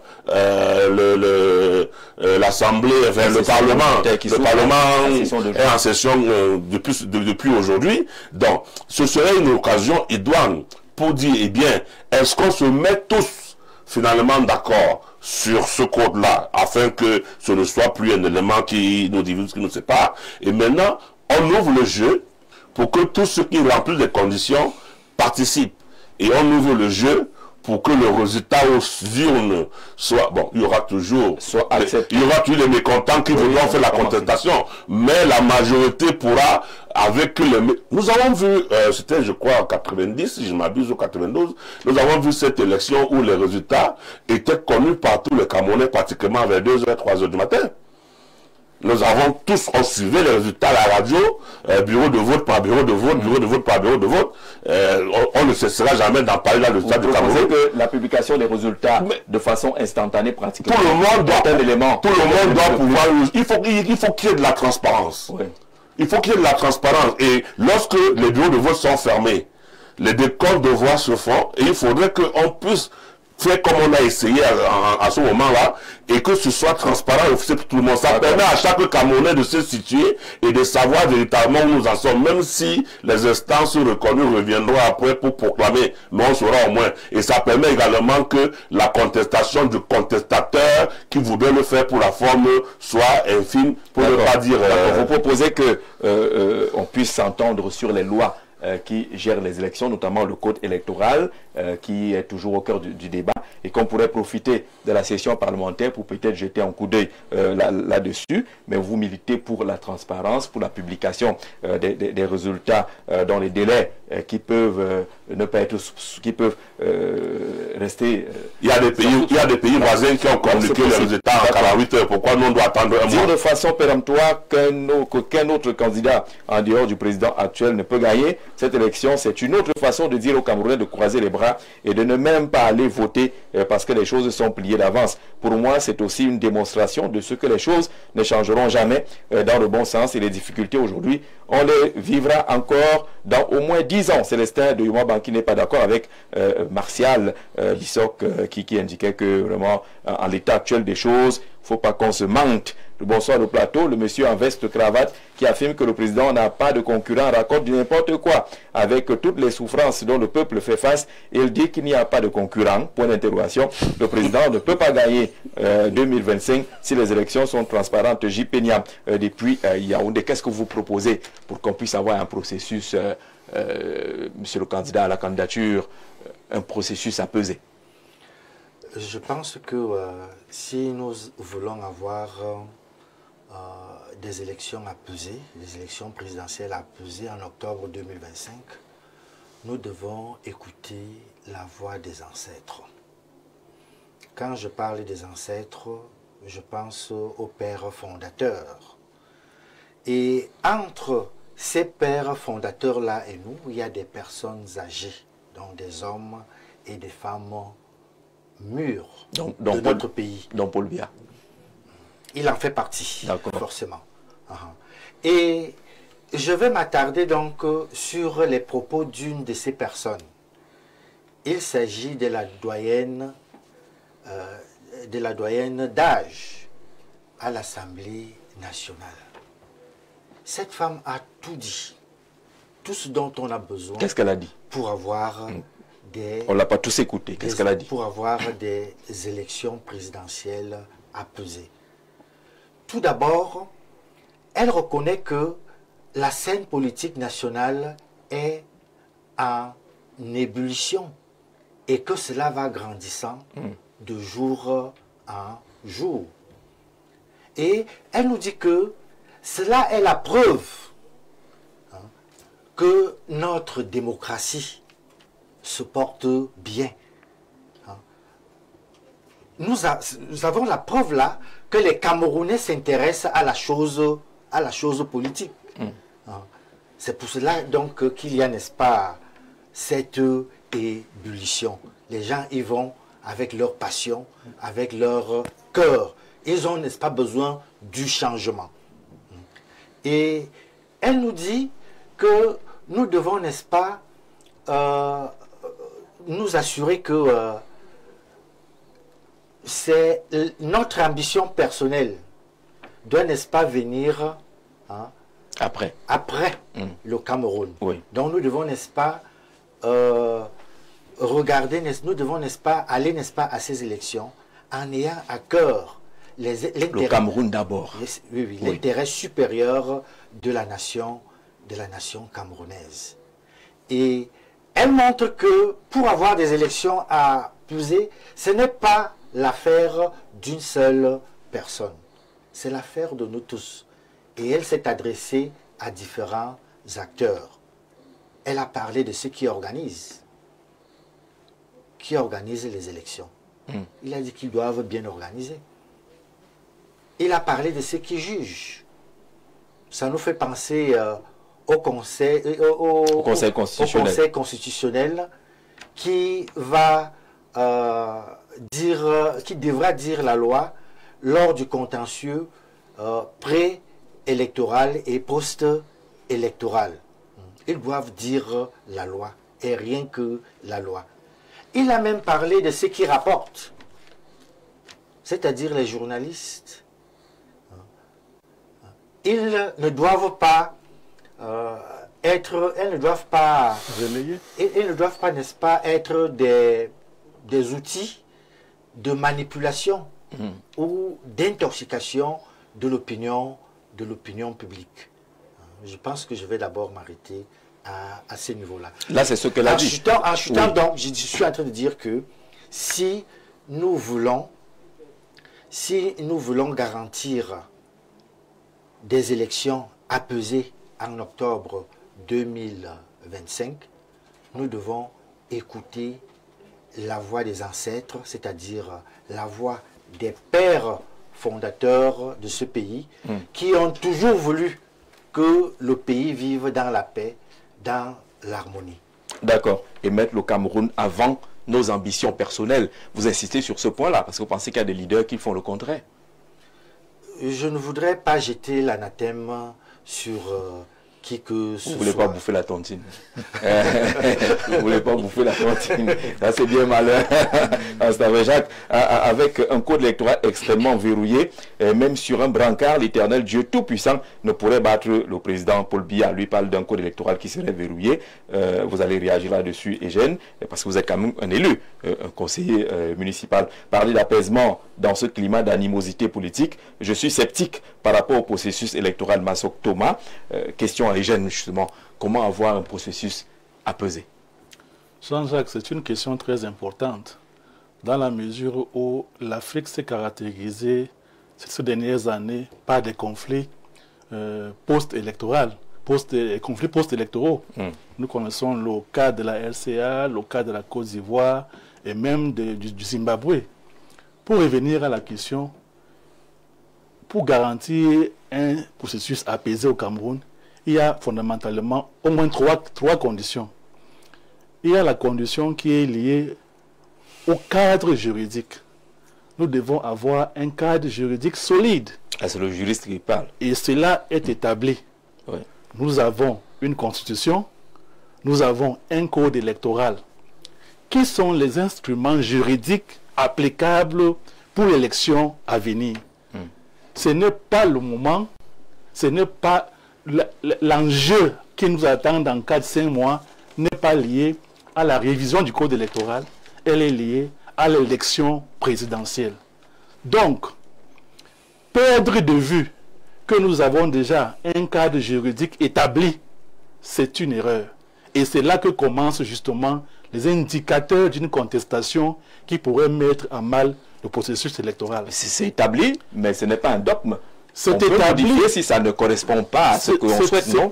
Oui, dans la situation actuelle, à penser même que cela n'était pas un dogme et qu'on pourrait profiter de la session qui est ouverte aujourd'hui, est-ce que l'opposition dispose d'une majorité pour inverser l'orientation actuelle des textes? Parce que c'est... Vous pensez que ceux qui sont là-bas ne voient pas qu'il y a des choses qu'il faut changer? Parce qu'on est dans le RDPC, par exemple, les majoritaires qu'on ne peut pas sentir qu'il y a quand même des choses qu'il faut retoucher? Je voudrais par là dire que le code électoral est une loi votée par le Parlement où siègent des élus qui sont investis par des partis politiques. Et si un gouvernement ayant si un parti politique ayant des élus majoritairement à l'Assemblée a déjà opté ou alors ne trouve pas d'inconvénient à une loi, je vois mal comment... Sauf si c'est un projet de loi, ils vont... Je vois mal si comment... les gens qui font des projets de loi modifient, ça va aussi passer de ce côté-là. On ne leur a pas demandé d'initier une proposition de loi, mais un projet de loi. Dans l'état actuel, le parti RDPC auquel j'appartiens ne se sent pas en difficulté avec le code électoral ou ne le conteste pas. Donc que pour vous ça va. Et comme c'est un rapport, de force politique, il faut bien que les autres comprennent que c'est quand ils arriveront aux affaires qu'ils pourront eux aussi proposer le code électoral qui ne sera pas forcément accepté par ceux qui seront à ce moment-là à l'opposition.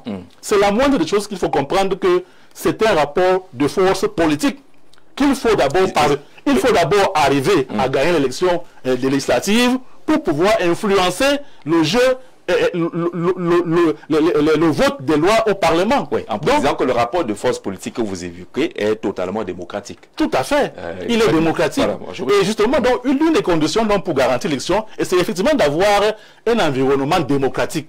Et je pense qu'à ce sujet-là, le gouvernement actuel ou alors la politique actuelle en vigueur a mis en place un cadre démocratique qui permet l'expression d'un plus grand nombre de partis politiques. Est-ce que ce régime-là est quand même un peu sourd par rapport à toutes les revendications qui viennent de l'opposition, la société civile, sur les choses qu'on pourrait revoir relativement au code électoral. Et c'est parce qu'on est majoritaire qu'on est sourd. Il faut tenir compte du système des gouvernants actuels. Le gouvernement actuel n'a pas estimé que sa politique était mauvaise pour qu'elle aille prêter les Est-ce qu'il va s'auto-juger? Justement, pour qu'elle aille prêter elle ne peut non plus aller prêter les solutions à l'opposition. Puisque ce que l'opposition propose n'est pas à son avis ce qu'il y a de meilleur. Il y a encore d'autres.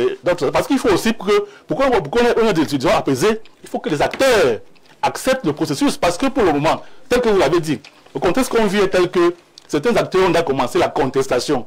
Or, ils savent très bien que les lois en vigueur actuelles sont ceux qui vont gouverner à l'élection présidentielle. Alors qu'ils n'ont pas les moyens politiques de pouvoir remettre en cause ces textes, ils ont commencé la contestation pour préparer quelque chose qui pourrait aboutir à des soulèvements. Voilà pourquoi votre émission est très importante pour prévenir ceux qui pensent qu'en défendant des causes qui sont contre la loi aujourd'hui, ils pourraient demain remettre le résultat final de l'élection parce qu'ils auront par avant défini ils auront dénoncé par l'avance. Quand vous n'avez pas les conditions exigées pour être candidat au regard de la loi actuelle, comprenez que vous ne remplissez pas les conditions. Ne tentez pas par tous les moyens de vouloir faire appliquer une loi qui n'est pas applicable. C'est ce qui s'appelle, et c'est ce que Patrice Chris-Nguidjol, qui est également candidat à la candidature, dit qu'il pour un processus apaisé, il faut respecter la loi, la constitution, le code électoral et essayer de comprendre ce que le peuple demande. Merci Patrice Chris pour cette contribution. Bonsoir Jean-Jacques. Je n'ai pas l'habitude de suivre Info TV. Grâce à toi, je suis. Vous dites que Paul Biya va gagner, mais s'il gagne, honnêtement, j'allais applaudir. Malheureusement, Fodio Joseph dit que ce n'est pas sûr qu'il pourrait gagner. Honnêtement, Fodio Joseph, merci d'être parmi nous désormais. Ce monsieur qui a évoqué la somme de 50 à 100 milliards pour gagner les élections présidentielles d'octobre prochain semble avoir la mémoire courte par rapport aux élections de 92 où une mobilisation générale d'opposition autour de la candidature de regretté Mémoire Frunzi avait permis à ce dernier de gagner effectivement, mais cela entre guillemets, parce que c'est une citation, les élections présidentielles avec le même code électoral et les milliards du RDPC puisés dans les caisses de l'État. Mais Kamto n'est pas Frunzi. Le peuple, plus que jamais, est mobilisé et prêt. En 92, il n'y avait pas de code électoral. Le code électoral actuel date de 2012. Voilà, il faut qu'on soit conforme à la réalité. Ce n'est pas le même contexte. Mais le fond de votre préoccupation, Martial va réagir tout à l'heure. Je me demande si M. Bissok, justement, vit avec nous ici au Cameroun. Cette fois, c'est fini. Les techniques de fraude sont démasquées. Le candidat du RDPC n'y peut plus. 2025, c'est pour tous, sauf Paul Biya. Justin, depuis Yaoundé, vous n'avez toujours pas répondu à la question. Comment garantir un processus à peser maintenant ceux qui disent que tel ou tel autre va gagner ou pas? Est-ce que ça répond à notre question, Monsieur le Président? Oui, vous avez donné quelques pistes de solutions. Nous ne serons pas à ces élections, mais certains des militants m'ont demandé, Président, nous allons voter qui? Je leur ai dit, je ne donne pas une consigne. Il n'y a pas de consigne de vote. Allez vous rassurer que personne n'a rien écrit, quelque chose devant votre nom, parce qu'on sait que la fraude électorale, elle existe. Et je leur ai rappelé que... Vous le dites avec conviction que la fraude électorale existe? Oui, elle existe. Vous avez failli battre le RDPC en Boumou avec 34%. Oui, ça ne compte pas pour vous. Nous avons failli battre le RDPC et la fraude électorale a participé à cela. C'était quoi? Elle se présentait comment la fraude là-bas? Je vous prends un exemple. Là maintenant je suis un peu Clément à Tangala. Oui, je vous prends un exemple, Monsieur Jean-Jacques. Oui. Lorsque nous étions en train de faire des patrouilles dans les bureaux de vote, nous sommes arrivés dans un bureau de vote où il y avait une dame, elle n'était pas la seule, une maman, qui avait 2 cartes d'électeur. Et ce jour-là, il y avait le sous-préfet. Et elle était du RDPC, c'est ça? Nous nous sommes présentés et nous avons fait ce constat que cette dame, elle avait 2 cartes d'électeur. Donc, elle avait la Son nom était aussi affiché 2 fois. Elle avait la possibilité d'entrer dans ce bureau de vote, de voter là ou 2 fois ou d'aller voter dans un autre bureau de vote et voter une fois. Vous constatez que son nom était affiché ailleurs. Et nous n'avons pas fait ce constat que son nom n'était pas affiché ailleurs. Mais dans nos balades... Il faut bien préparer le contentieux. C'est pour cela que je suis en train de dire, mais dans nos balades, nous nous sommes rendus compte que cette dame-là, qui avait 2 cartes d'électeur, elle a voté avec un autre nom. C'est-à-dire, elle a voté avec un autre nom. Qui n'était pas sur les cartes d'électeur qu'elle avait. C'est-à-dire qui n'était pas dans les 2 cartes d'électeur qu'elle avait. Donc, il s'appelait par exemple Bazois, Michel. Les scrutateurs n'ont vérifié les 2 cartes n'avaient pas le même nom. Justement, nous avons constaté cela parce que, en se baladant, nous nous sommes rendus compte que cette dame-là, nous avons vu cette dame-là dans tel bureau de vote. Et par la suite, elle s'est retrouvée dans un autre bureau de vote. Vous êtes en Goumou. Donc, là où presque tout le monde se connaît. Je vais continuer. Je vais continuer dans. D'accord. Donc vous dites qu'il faut limiter la fraude si on veut avoir un processus apaisé. C'est ce qu'on retient, c'est ça? C'est pas seulement ça, parce que je voulais continuer pour dire que pour qu'il y ait un processus apaisé. Parce que moi, je n'ai pas de problème, nous n'avons pas de problème par rapport au code électoral.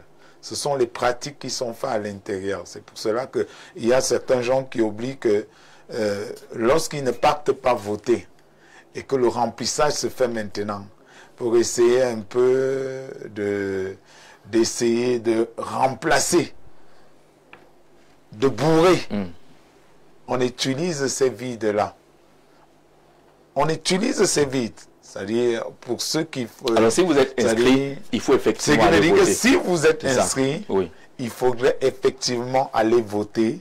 Cette fois-ci, ne pas rester à la maison parce que ce vide-là peut être utilisé par l'adversaire. Alors, on revient sur les fraudes. On peut résumer ça en termes de fraude. Vous dites que pour un processus apaisé, il faut que les velléités liées à la fraude puissent être combattues. Oui, il faut que cette fraude puisse être combattue. Que ce soit plus dans le camp d'en face, parce que le camp d'en face, ils sont habitués à utiliser les techniques de fraude à travers ce qu'on appelle les charters. C'est-à-dire, on peut vous prendre dans tel bureau de vote, on vous amener dans... Même si votre nom n'est pas, votre représentant n'a pas constaté. Ce sont des affaires. Et si vos noms ne sont pas affichés... C'est pour cela que je profite de cette opportunité pour dire, et pour aussi tirer les oreilles à mes collègues qui iront bagarrer en octobre 2025, rassurez-vous que vous avez les représentants dans tous les bureaux de vote. Voilà. Et rassurez-vous que ces représentants ne leur donnaient pas le pain sardine, ne leur donnaient pas le moyen. C'est pour cela que je suis en train de dire. Ne leur donnez pas, rassurez-vous qu'ils aient leur... Je voudrais de préciser la question. Matin, on est sur un processus. Notre question porte sur le processus pour qu'il soit apaisé. Parce que là, maintenant, on est presque déjà dans le processus. On ne peut pas dire que nous n'y sommes pas encore. Bonsoir. Il est question de constater l'insolence des leaders politiques de l'opposition. Même quand on veut remplacer son père, qu'il soit aussi bon ou mauvais, il faut le respecter. Je me souviens, et vous comme moi, qu'il y a un chef d'État qui avait maudit son pays. Et jusqu'à aujourd'hui, rien ne va là-bas. Le Messie est un homme caché qu'on découvre et non qui se fait découvrir. Laissez-nous pauvres, mais dans la paix. Franck de Bokito. En plus, je sollicite que Elec en bénéficie désormais d'une garde de la protection. C'est un appel auprès des autorités en charge de la sécurité. Franck de Bokito, qui appelle également, ce n'est pas mauvais de penser même les candidats. À la sécurité et même des candidats. Tout à fait. Merci d'ajouter cela. Bonsoir, monsieur Zé. Dites aux représentants du RDPC que l'apartheid et la ségrégation raciale étaient des lois votées au Parlement en leur temps. Quand une loi est mauvaise, se dresser contre elle devient une nécessité, sauf Frika depuis Douala, puisqu'on disait tout à l'heure que les lois, même s'il y a une majorité à l'Assemblée, peut-être qu'on devrait voir le fond de la revendication des uns et des autres. Bonsoir Gisette, vraiment je ne comprends pas les opposants au Cameroun. Ils disent vouloir gagner Paul Biya dans les urnes. C'est tout simplement impossible et ça, ils le savent, mais ils nous mènent en bateau. Pourquoi est-ce que c'est impossible? C'est le 240 qui envoie ce message-là. Paul Biya est beaucoup trop fort, ou c'est l'opposition qui est beaucoup trop faible. Il faut argumenter. Un scrutin apaisé repose sur un contrat de confiance entre gouvernement, opposition et citoyens, matérialisé par les engagements vérifiables. Pour cela, il faut renforcer la transparence électorale, encourager le dialogue politique, sécuriser le processus sans répression, garantir l'équité médiatique. Bertrand Armel Bama qui envoie ce message-là dans sa contribution martiale. Oui. On dit que vraiment ton affaire, que Biya, c'est le seul qui peut gagner là. Beaucoup de gens n'ont pas apprécié cela. Ils demandent si vous vivez au Cameroun. Jean-Jacques Zé, vous savez bien que quand le thermomètre montre que vous êtes à 39 degrés, il ne faut pas casser le thermomètre. Hein. C'est vous. On est là pour faire des lectures. On est là en expert quand même en train de dire des choses. C'est-à-dire que je ne suis pas là pour décourager les uns et les autres. Nous sommes dans un Cameroun en construction. Ce n'est pas parce qu'on est là à la veille d'une élection que tout le monde va se jouer les savants.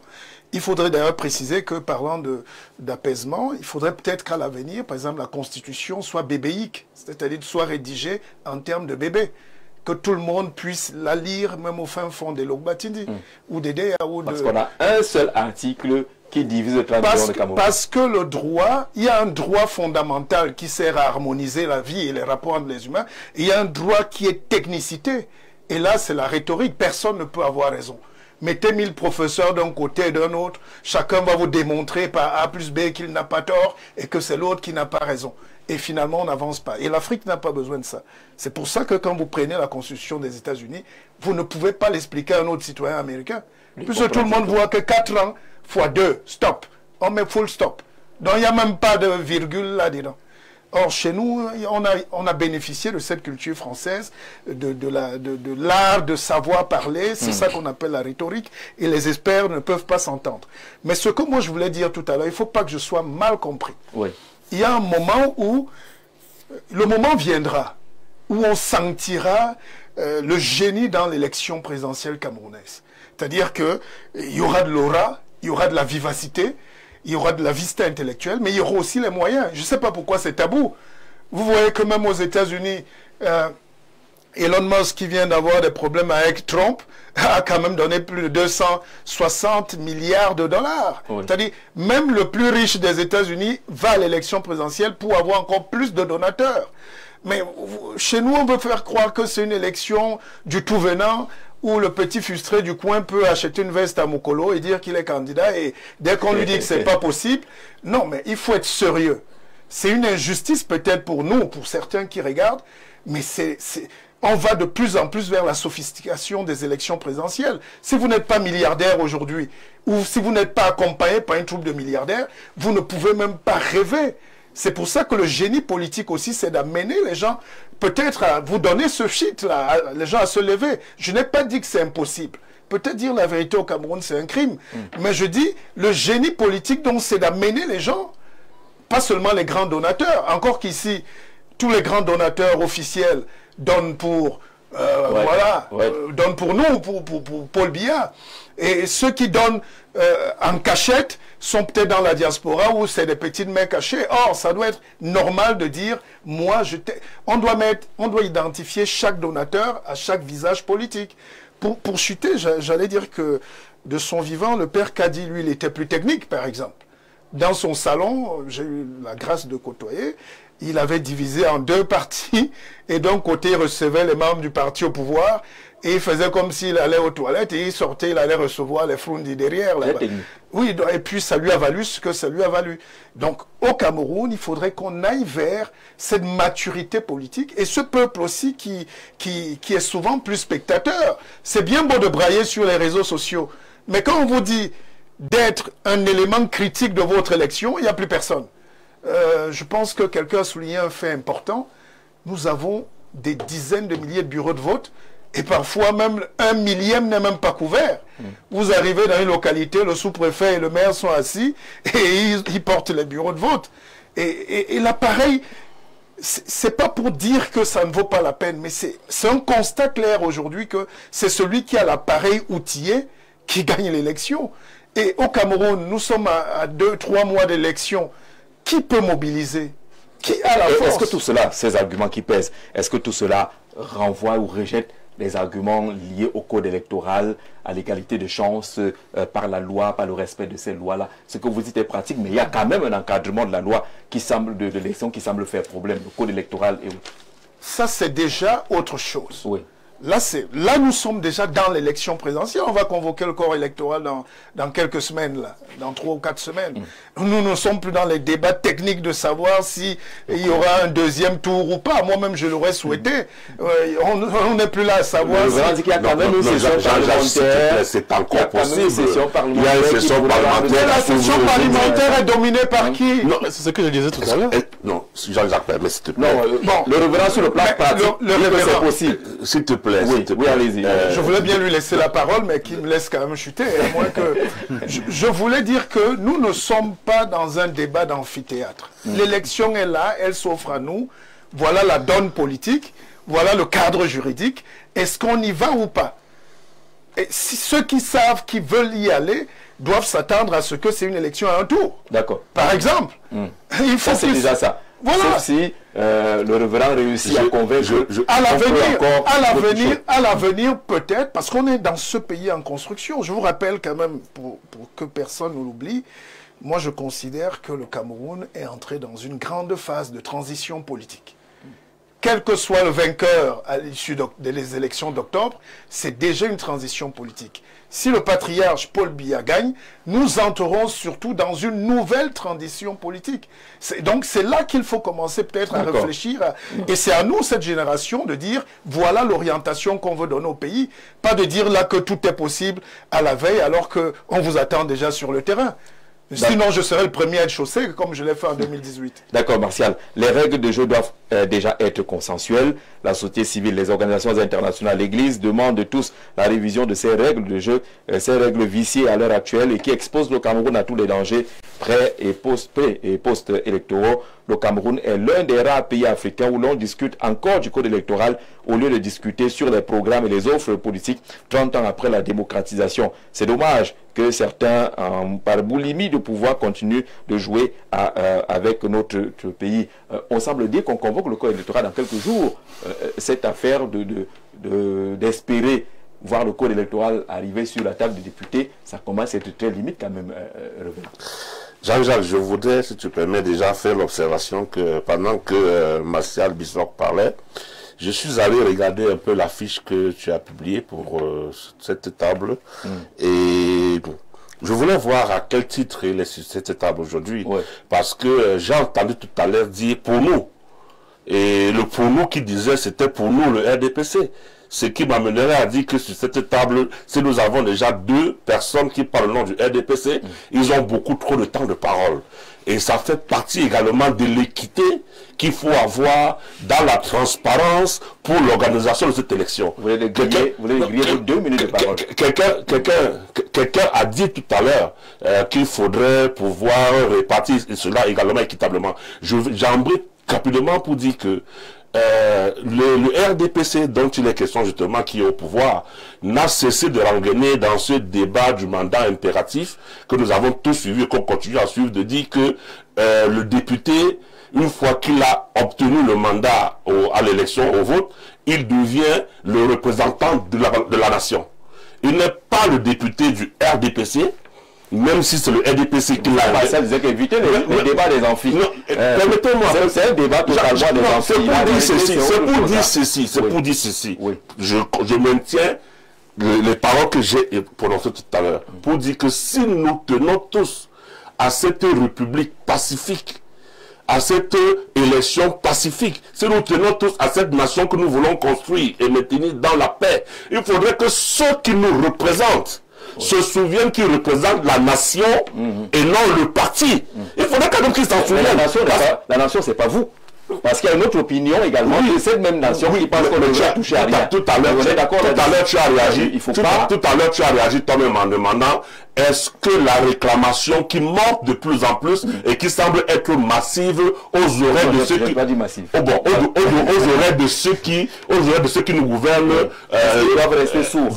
Voilà. Donc, il faut relativiser pour ne pas dire que c'est une nation. Il y a même une C'était pour dire que s'il y a de la volonté, sauf à croire que nos textes de loi ne sont pas voter, rédiger et voter pour le Camerounais, mais rédiger et voter pour le RDPC et pour le maintenir au pouvoir. Sauf à le croire. Si c'est ce que mon frère Régien a voulu me dire tout à l'heure, j'accepterai. Mais si c'est pour le Cameroun, il y a lieu d'espérer encore que les Camerounais peuvent changer la donne. C'est du Cameroun qu'il s'agit. Soyez pragmatique. C'est du Cameroun qu'il s'agit. Sur la convocation du corps électoral. La loi qui est là, c'est elle forcément qui va gérer les prochaines élections. Est-ce que, comme disait quelqu'un tout à l'heure, le débat sur le code électoral soit pas hors sujet? Soit, si on ne le change même pas. Oui. Le deuxième volet de ma prise de parole, c'était d'appeler à la transparence. Oui. D'appeler, n'est-ce pas, toujours à cette équité. D'appeler à ce jeu qui est ouvert. Nous pouvons avoir les résultats de vote minute by minute. Quelqu'un encore rappelé tout à l'heure, il a précisé l'année parce que j'avais dit, je sais plus trop c'était en 92 ou en 92, quelqu'un nous a rappelé que c'était en 92. Nous avons effectivement suivi ça et à 2h, 3h du matin. C'est l'administration territoriale qui gérait les voilà, et pour les Camerounais savaient qui a gagné l'élection. Voilà. Voilà. Donc il ne faut pas. Écoutez, à un certain âge, on ne fait pas de langue de bois. Et tout ce que nous sommes en train de faire ici, sauf à croire le contraire, ce n'est pas une subversion. Nous discutons en famille et nous parlons de vérité. Dans 92, nous savions tous qui a gagné les élections. Alors, il faudrait qu'on rentre à ce jeu, qu'on soit démocratique, qu'on soit ouvert, qu'on soit transparent. Je ne suis pas leader de partis politiques. Je parle ici en tant que société civile, je suis syndicaliste, je défends les travailleurs. Qui dit travailleurs dit Camerounais. Nous voulons d'un Cameroun apaisé, nous voulons un Cameroun propre, nous voulons un Cameroun loyal et nous voulons un Cameroun transparent. Il a la parole plus que les deux membres du GPC. D'accord. Bonsoir. Comment parler de processus apaisé dans un contexte où les partis de l'opposition ne peuvent pas librement se réunir? Merci pour cette préoccupation-là. Se réunir, se mouvoir dans le territoire national où l'organe qui organise les élections est constitué des membres du parti au pouvoir. C'est Clovis qui aborde également cet aspect-là. Peut-être qu'il souhaiterait que d'autres membres soient choisis pour être du côté de l'Élections Cameroun. Jean-Jacques Zé et à tout le panel, bonsoir. Nous voulons certes tous au changement dans cette localité où j'y suis exactement au sud Cameroun, plus précisément à Ambam. Pour mon cas, par exemple, je m'étais inscrit à Elekam, à la mairie d'Ambam, et ce jour, curieusement, la dame qui m'avait reçu m'avait fait part du fait que leur machine est défectueuse et qu'elle ne sort pas le récépissé. C'était exactement le 14 janvier 2025. Mais jusqu'à ce jour, je ne suis pas encore entré en possession ni de mon récépissé, ni de ma carte de lecteur. Une fois, je m'étais rendu dans le locaux de l'ECAM Cameroun, à Mbam, où le monsieur qui m'avait reçu m'avait fait comprendre que les cartes de janvier 2025 n'étaient pas encore disponibles. Et jusqu'à ce jour, je ne sais pas si je vais voter en octobre ou pas. Sincèrement, j'aimerais par votre voix vous attirer l'attention des services de l'ECAM sur le fait qu'ils doivent délivrer les cartes aux citoyens qui s'inscrivent. Merci à vous du côté d'Ambam. Je crois que l'ECAM a annoncé avoir acquis un nouveau matériel qui devrait permettre de contourner ces difficultés-là. Mais lorsqu'on inscrit, votre nom sera forcément affiché. Et dès qu'il est affiché avec vos cartes nationales d'identité, vous devez voter. Aucune loi n'est bonne, ainsi on la supporte. Elle est élastique et contestable par tous, avec exception pour ceux qu'elle arrange. La peinture sera faite le jour de l'enterrement de votre père, mais elle ne sera pas belle pour tous, puisque les autres seront en pleurs et d'autres en joie. Franck de Bokito, c'est beaucoup de sagesse dans le cadre de cette affaire. On va aller très rapidement maintenant. On a entendu parler de transparence, égalité, loi électorale. Pourquoi est-ce qu'on ne parle pas également des discours politiques? Est-ce que les discours politiques modulés, mieux traités, ne pourraient pas amener à avoir une élection apaisée au Cameroun? Oui, d'abord le président. Avant d'y arriver, on n'a plus beaucoup de temps. Vraiment, évitons les carrefours qui n'existent pas. Sur les propos de M. Eugène Toundé du RDPC, qui pense que comme ils sont majoritaires à l'Assemblée nationale, ils peuvent tout se permettre. À ce sujet, je voudrais lire un extrait. Vous savez que vous n'avez pas répondu à la question et on va gagner beaucoup de temps. De ma proposition de foi. Oui. À la page 12, voici ce que j'écris. Rêvons d'un Cameroun nouveau où l'exécutif n'entre pas en collusion avec le législatif et le judiciaire pour dépouiller le peuple de tous ses droits. Un Cameroun nouveau où les trois pouvoirs sont parallèles et distincts. Rêvons d'un pays nouveau où la démocratie représentative n'est pas une arnaque politique. Un pays nouveau où le peuple est le seul maître du jeu.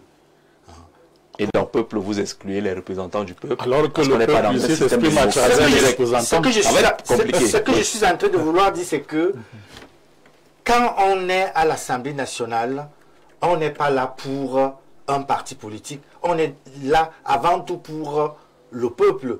Et quelles sont les aspirations du peuple à l'heure actuelle? Monsieur le Président, est-ce qu'on n'est pas dans les définitions totalement des amphis? À travers le monde, la majorité gagne. C'est pour cela que lorsque vous n'avez pas la majorité, vous ne pouvez pas gouverner. Ça compte, non? Suffit-il alors de gagner? Est-ce qu'il suffit? Ça, c'est une autre question. Est-ce qu'il suffit de gagner? Voilà. Répondons maintenant à la question. Est-ce que le discours politique ne mérite pas d'être modulé lui aussi pour avoir un processus apaisé? Oh oui, le discours politique ne doit pas faire la part belle à l'insulte, au discours de haine. Je pense que les hommes politiques doivent être responsables dans ce qu'ils disent. Ils doivent plutôt chercher à unir les Camerounais autour, n'est-ce pas, des idéaux vers lesquels nous voulons, n'est-ce pas, faire converger notre pays. D'accord, le discours est important. Très riche panel. Est-ce que Christian de Bissoc, devenu Christian Bissoc, que j'affectionne beaucoup, est encore candidat aux élections présidentielles? Car il était mon candidat, c'est Marcel Bissoc qui demande à Martial Bissoc et tout le reste. Là, si vous êtes le même et si vous êtes d'accord.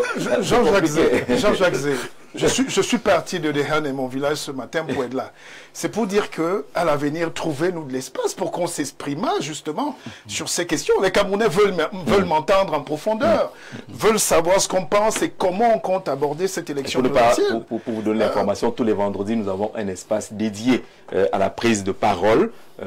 C'est un peu... J'espère, voilà. Je vous ai connu très perspicace. J'espère que j'obtiendrai ce plateau pour qu'on ait vraiment Alors, puisque vous avez la parole sur le discours politique, est-ce qu'il n'est pas à moduler au Cameroun? On lit, on entend, on écoute, on voit. Est-ce que le discours politique ne mérite pas d'être régulé? Le Cameroun, c'est le plus beau pays du monde. Ce qu'on entend ici, ailleurs, ça voudrait vraiment l'échafaud. C'est-à-dire, on laisse les gens occuper l'espace public avec des responsabilités politiques, mais avec un discours très tendancieux, un discours de haine subtilement déguisé. Les gens jouent de leur intelligence pour croire que les Camerounais ne savent pas où ils veulent nous amener. Vous ne pouvez pas être à 6000 km et prôner le sang, et dès que vous êtes là, vous dites que non, un peu de paix ne nous ferait pas de mal. Les Camerounais savent désormais à qui ils ont affaire. C'est pour ça que j'ai été porté à la tête de ce Haut Comité national pour la paix, parce que c'est une sécurisation. Hein. L'irénéologie, c'est une culture de la paix qu'il faut inculquer. Ce n'est pas un jeu. Hein. Oufoué disait que la paix, c'est un comportement. Donc si au quotidien, on veut être un homme politique qui a des responsabilités, qui veut gagner, qui veut occuper l'espace public, et on n'est pas clair dans sa vision et dans son rapport avec l'avenir du pays, ça veut dire qu'on est un petit filou politique. Et c'est ça qui est dangereux et dommage chez nous. Quand les gens sont conscients de leur faiblesse politique, de leur incapacité à développer l'aura, vous savez qu'une élection présidentielle est mystique. Peut-être je reviendrai en parler. Ouais. Ce n'est pas seulement l'argent, ce n'est même pas les bonnes idées, ce n'est pas le bon costume. C'est parfois aussi la clé du destin. Nous sommes 36 millions de Camerounais sur un demi-million de kilomètres carrés à peu près. Vous croyez que pour cette seule place-là, c'est un diplôme qu'il vous suffit pour être au-dessus des autres? Il y a de la grâce, il y a du mystique, il y a du destin, et il y a quelque chose qu'on ne contrôle pas, ni vous, ni moi, ni n'importe quel expert. Et ça aussi, on oublie souvent ça dans une élection présidentielle. Après, vous êtes porté par une grâce même divine, et puis c'est un destin. Et pour l'instant, c'est pour ça qu'il faut être peut-être après modéré, on n'exclut personne. J'ai dit l'élection présidentielle d'octobre prochain peut nous réserver de très grosses surprises. D'accord. Voilà. Des discours politiques bien calibrés, axés sur l'unité, la transparence, la paix et la mobilisation citoyenne sont essentiels pour un processus apaisé en 2025. Si Biya se retire, son discours de passation sera déterminant pour poser un cadre stable. L'opposition et la société civile doivent compléter par des messages fédérateurs et inclusifs, tout en évitant la surenchère. La clé réside dans la cohérence, la sincérité et l'utilisation des canaux modernes pour toucher les jeunes et les régions marginalisées. On a 2 minutes chacun. Sur le discours politique, est-ce qu'il n'y a pas à revoir ou à combattre dans ce qui est entendu jusqu'à présent? Il y a tellement à revoir et à combattre, Jean-Jacques. Parce que justement, nous dénotons dans ce discours de certains leaders un certain appel qu'on peut rapprocher d'un appel à de l'insurrection. Parce que lorsqu'on se met à contester la réglementation en vigueur, lorsqu'on se positionne à chaque fois comme une victime, il va de soi que c'est un discours qui construit une certaine destruction. Ce qui n'est pas de bon augure lorsque nous cherchons les moyens qui doivent pouvoir garantir un processus apaisé. Donc il est question que les gens aient un discours citoyen, un discours même de conformisme, un discours qu'on se conforme à l'argumentation pour que le moment venu, on puisse comprendre ce qui n'aura pas marché si d'aventure on venait à être perdant. Mais lorsque dès le départ, on se met dans une position de victime, on a tendance à faire croire que si je n'arrive pas, c'est parce que au départ, on m'aura privé de quelque chose. Donc il est question que vraiment le discours soit apaisé et qu'on comprenne que la scène politique n'est pas une scène de religion ou de foi. Au Cameroun, le pouvoir n'appartient pas directement au peuple. Au Cameroun, on a une représentation, on a une démocratie représentative. Donc quand on a élu un député, il parle désormais au nom du peuple. Vous avez répondu au passage à la fois peuple et électeur du Parlement. Merci pour vos 2 minutes. C'est bon. Sur le discours, sur les attitudes également des uns et des autres, venant de tous les camps, hein, parce qu'on a quand même aussi les sous-préfets, les préfets, et les commandants qui sont un peu zélés à la limite, qui peuvent, par leurs attitudes et par leurs discours, amener les autres vers une radicalisation. Ben, nous allons appeler tout le monde à la conciliation, nous allons appeler tout le monde à l'apaisement, à un discours, à une prise de parole contrôlée. Parce que ne faites pas les cultes, les messes à la poche de l'élection. Il y a seulement le culte de la rentrée ou des examens. Nous adressons aux fidèles tous les jours. Nous avons des cultes tous les jours. Nous parlons aux fidèles tous les jours. Et ces fidèles sont des Camerounais qui iront également aux urnes le jour dit pour voter. Donc, nous souhaitons que le discours politique et administratif d'ailleurs soit apaisé, que nous ne soyons pas dans un climat de guerre, parce que nul n'est en bataille rangée contre personne. La bataille devrait être celle des idées, et il faudrait pouvoir convaincre les électeurs par ces idées. On ne va pas convaincre les électeurs en les opposant les uns aux autres, ou en activant le tribalisme, la xénophobie et que sais-je encore. Non, on devrait pouvoir convaincre les électeurs en leur présentant son projet, en leur disant ce qu'on est capable ou prêt, ce qu'on s'engage à faire pour eux si ils nous donnent leur voix. Et ce n'est que ça qui doit compter et rien que ça. Mais pour y parvenir aussi, il faut qu'on puisse permettre à tous ceux qui veulent s'adresser aux électeurs de le faire et de le faire librement. D'accord. Mais trop de liberté également, il faut encadrer. Si on laisse en même temps les gens s'exprimer. Nous sommes d'accord. D'ailleurs, la loi prévoit que pour des cas par exemple de meetings ou d'organisations sur la voie publique et autres, l'administration locale est supposée envoyer les forces de l'ordre pour aller encadrer, et non pour aller sévir, et non pour aller disperser, et non pour aller brimer, et non pour aller frapper, mais pour aller encadrer, comme vous le dites. Pour garantir bien encadrer et laisser les gens s'exprimer. D'accord. Lors des élections présidentielles, il faut, pour ma part, chaque candidat doit envoyer un représentant, vous l'avez dit, pour suivre les votes dans tous les bureaux. Voilà, merci Wilfried Ségan pour cette contribution. Monsieur le Président, sur l'attitude des uns et des autres, sur le comportement, sur les discours, c'est également des éléments à ne pas négliger. Oui, il faudrait que tout le monde comprenne que, surtout ceux qui seront candidats, et il faudrait qu'ils assument leur part de responsabilité. On a évoqué tout à l'heure, envoyer des gens dans les bureaux de vote, avoir des quartiers généraux dans chaque arrondissement, dans chaque village, qui vont superviser pour se rassurer bel et bien que sa voix ne souffre de rien, pour ne pas être un mauvais perdant ou bien accuser l'autre d'avoir volé sa voix. Et au-delà de ça, comprendre que pour ceux qui n'ont pas eu, qui ne se sont pas préparés, parce qu'une élection, c'est pas seulement le jour de l'élection. Une élection se prépare pendant au moins tout le mandat vers l'autre élection. Et ça passe par l'envoi des personnels dans les révisions des listes électorales. Ça se passe aussi à travers l'occupation du territoire, de l'espace dans lequel vous allez compétir. Ce qui veut dire, si vous voulez gagner une élection présidentielle, vous devrez déjà être dans tous les 360 arrondissements. Il y a de cela 7 ans. Pendant ces 7 ans, et si vous n'avez pas pu le faire, parce que ce n'est pas les ressources qui ont manqué à certains, qui aujourd'hui vont se plaindre demain ou après-demain qu'on m'a volé ma victoire. Il faut pouvoir le faire. Le silence est un grand discours politique plein de sagesse. Suivez le bon exemple et contrôlons nos langues. Et parlons en parabole comme Jésus. La langue tue. Franck de Bokito, je crois que c'est ce qu'on va retenir justement. Contrôlons nos langues.